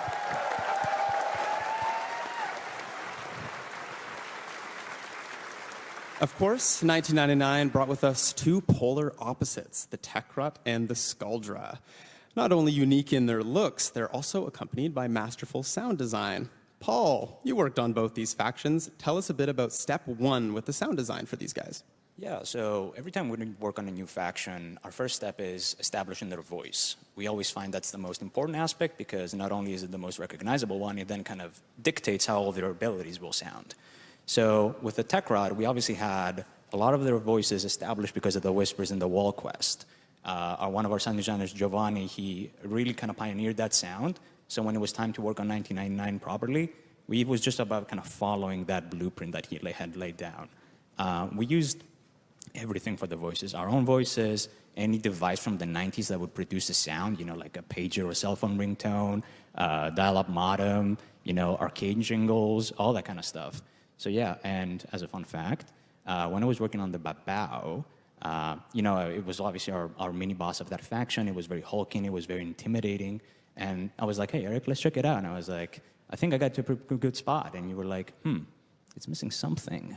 And you were like, how about you try using James's amazing Ollie lines into the Babao's vocals and just kind of distort them and blend them in.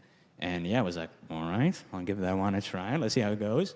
So yeah, whenever you kind of fight the Babao, now you can kind of hear the occasional in there. So yeah. Yeah, it was really cool, yeah. That's awesome. Yeah.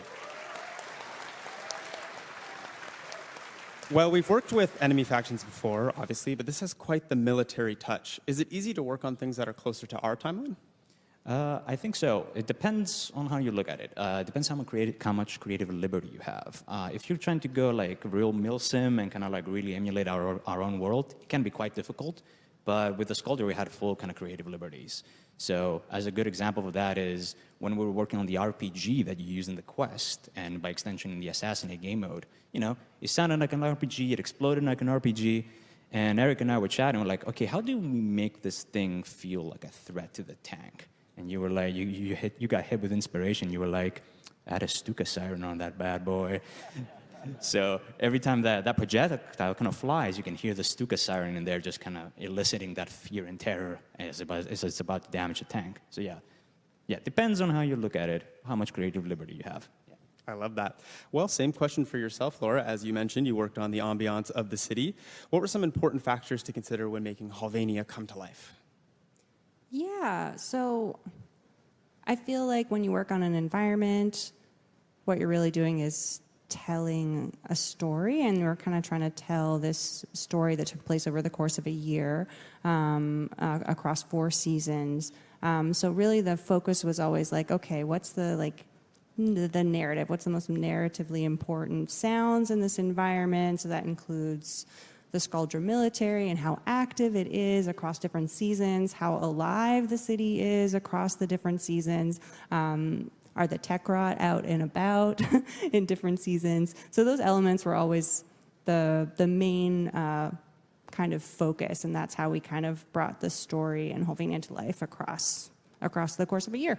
It's so cool. It feels like a true city, and it was so interesting seeing it come to life for the first time of something we've never seen before, but it also felt like home. And you mentioned you recorded sounds in Toronto in the park, so that's pretty cool. So. Yeah, I did, but it's like kind of a challenge to like find places in a city that are like kind of removed from the main action. So I'd like go in alleyways and like parks at night, and it was a little dangerous. Yeah, sound design is a dangerous line of work. You're going in alleyways. You'll find us in strange places all the time.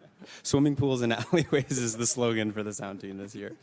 Of course, that's not the only group we met this year. Let's chat about our Infested Kings online.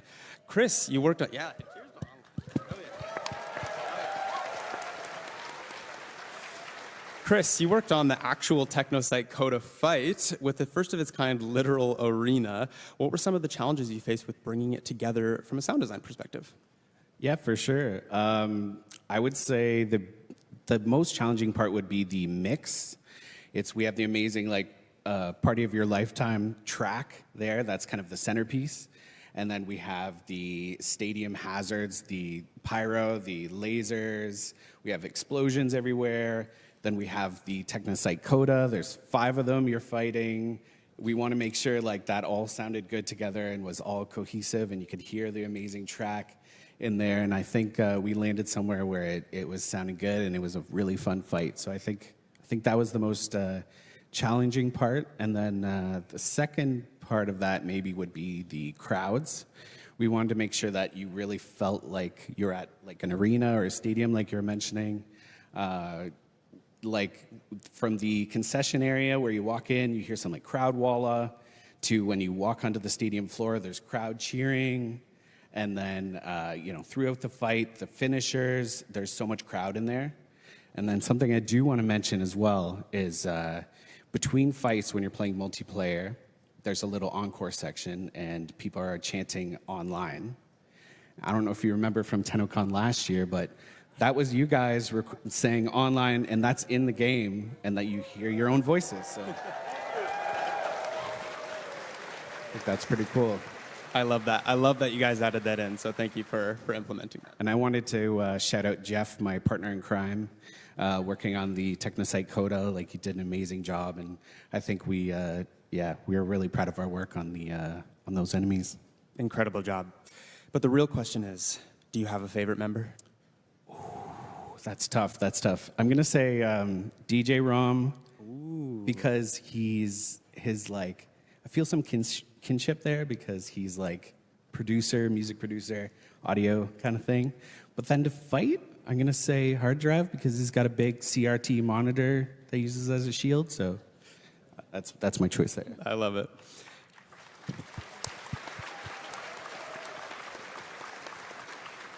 Well, Matt, you worked on these songs with Online. How was it seeing mesh into the gameplay? Yeah, super cool. And writing those songs was such a interesting process and learning experience with Keith. It was super fun to just go back and forth with lyrics. Sometimes we just spend 2 days in a row just like every single line, just meticulously like choosing what's the best way to say this or like the coolest way. And yeah, I mean, it was just really cool and awesome to see in context. And yeah, that mix sounds like a nightmare. So good job. Thanks. Paul, let's go back to you for a moment, as you actually had a hand in cooking up the sounds for the coda weapons that you get for these fights. Have you worked on the infested weapons before? No, it was my first time, and as a matter of fact, as far as I know, this was the first infested weapon batch we dropped in a really long time. So it was interesting to kind of revisit that faction with the lens of the tech rod, obviously, right? So I really wanted to give each of the three unique weapons their own personality and kind of vibe, and I spent a lot of time just thinking about, what's the through line for each of these three weapons. Obviously, with the dual Torxica, I tried playing around with an infested gunshot, but what we found was just relying on a real natural gunshot and then having something on the tail to tell you that it's an infested weapon worked at the best. So every time you're kind of shooting that weapon, it feels nice and punchy. And then when you stop shooting, you kind of hear the spin down of the barrels and you hear that little infested screech in there. Sells it perfectly. And then obviously the Coda Motovore, wow, what a weapon that was. A big hammer wheel with the occasional teeth and or spikes on it, depending on your damage type. That's crazy. So for that one, I really wanted you to hear kind of the sputtering engine, kind of revving as you hold the weapon, and kind of the spokes on the wheel too. And the occasional kind of infested vocal in there really kind of sold the vibe. And then, of course, we had the star of the cast, the Coda Bass Assist. Wow, what a weapon that one was. Just weaving in dubstep sounds was like, okay, let's do this. Let's see how that works out, yeah. I can tell you from experience that weaving in any form of tonal or musical element into a weapon is like a recipe for disaster, because you spam it so much, it can sound super grating and annoying. So Eric and I, we did a lot of back and forth, figuring out what's the right balance, how do we want to make it sound, and at some point, I think I had like 24 notes that would play like a whole song. We stripped that back to 8 notes. It made that feel more satisfying, a little bit more tame too. And yeah, I haven't seen any complaints on the forums. I think we did a pretty good job with that one. I hope. There you go, fan favorite. Well, you did spoil us, and you put a little video together of how you did the sounds for the Coda Bass Assist, so let's take a look at that. Hi Tenno, my name is Paul, and I'm a sound designer at Digital Extremes. Today, I'm going to give you a quick breakdown of how I made the dubstep sounds of the Coda Bass Assist. First, let's take a listen to how it sounds in-game, and then we'll jump over to my Reaper session.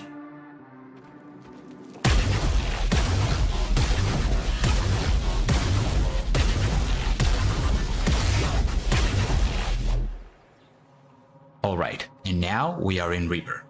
The dubstep sound is comprised of 3 separate layers, all of which are made with the software synthesizer that you can see on screen called Serum. Let's take a listen to how each of these layers sound on their own and then put together. Let's start with layer A.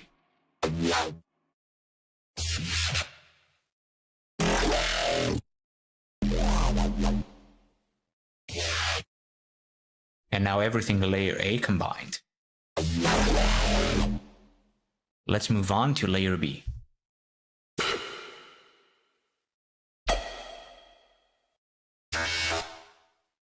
And now layer B combined. And lastly, layer C.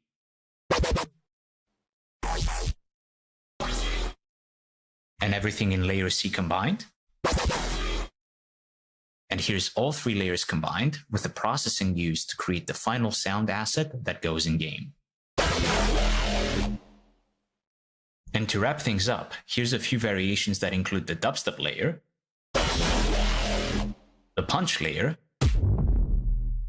the shot layer, and the mech layer. All these sounds put together create the final result you hear in game.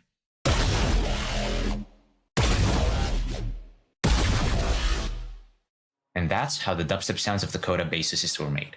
I hope you enjoyed this quick behind the scenes look, and I hope you enjoy the rest of the show. Bye. Amazing. This stage just made me realize that my speakers at home are not as good as the ones here. That's pretty basic.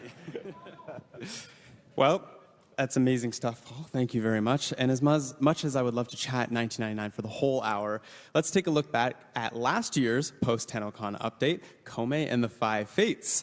Other than Prime Warframes, Warframes don't really get their own theme songs, but Kome's theme song, What Is My Fate, is such a banger. How was it working with Matt, Eric, to create something that would play as a theme song to an entire mission? This was a fun one to work on, I think. So this one kind of started off with, I remember putting together some references for Matt, sitting in my office going, okay, what are we going to do for this one?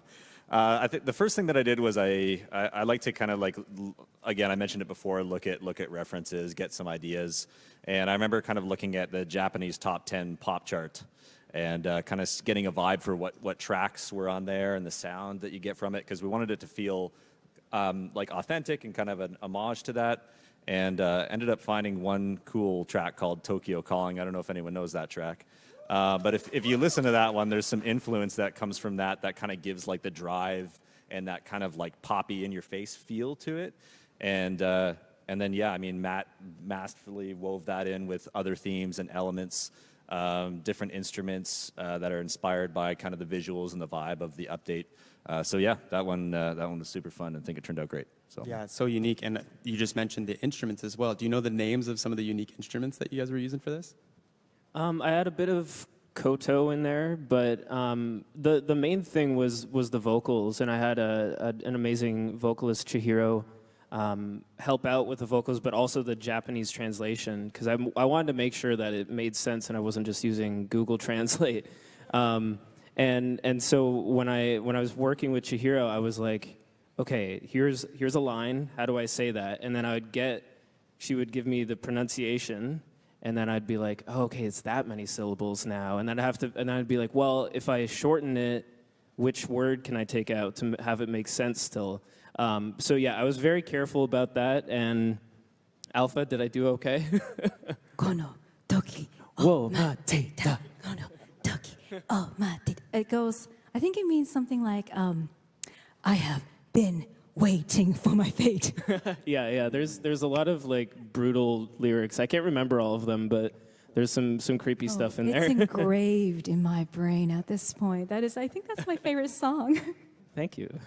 It was so cool. Such a banger and such a unique update for so many reasons.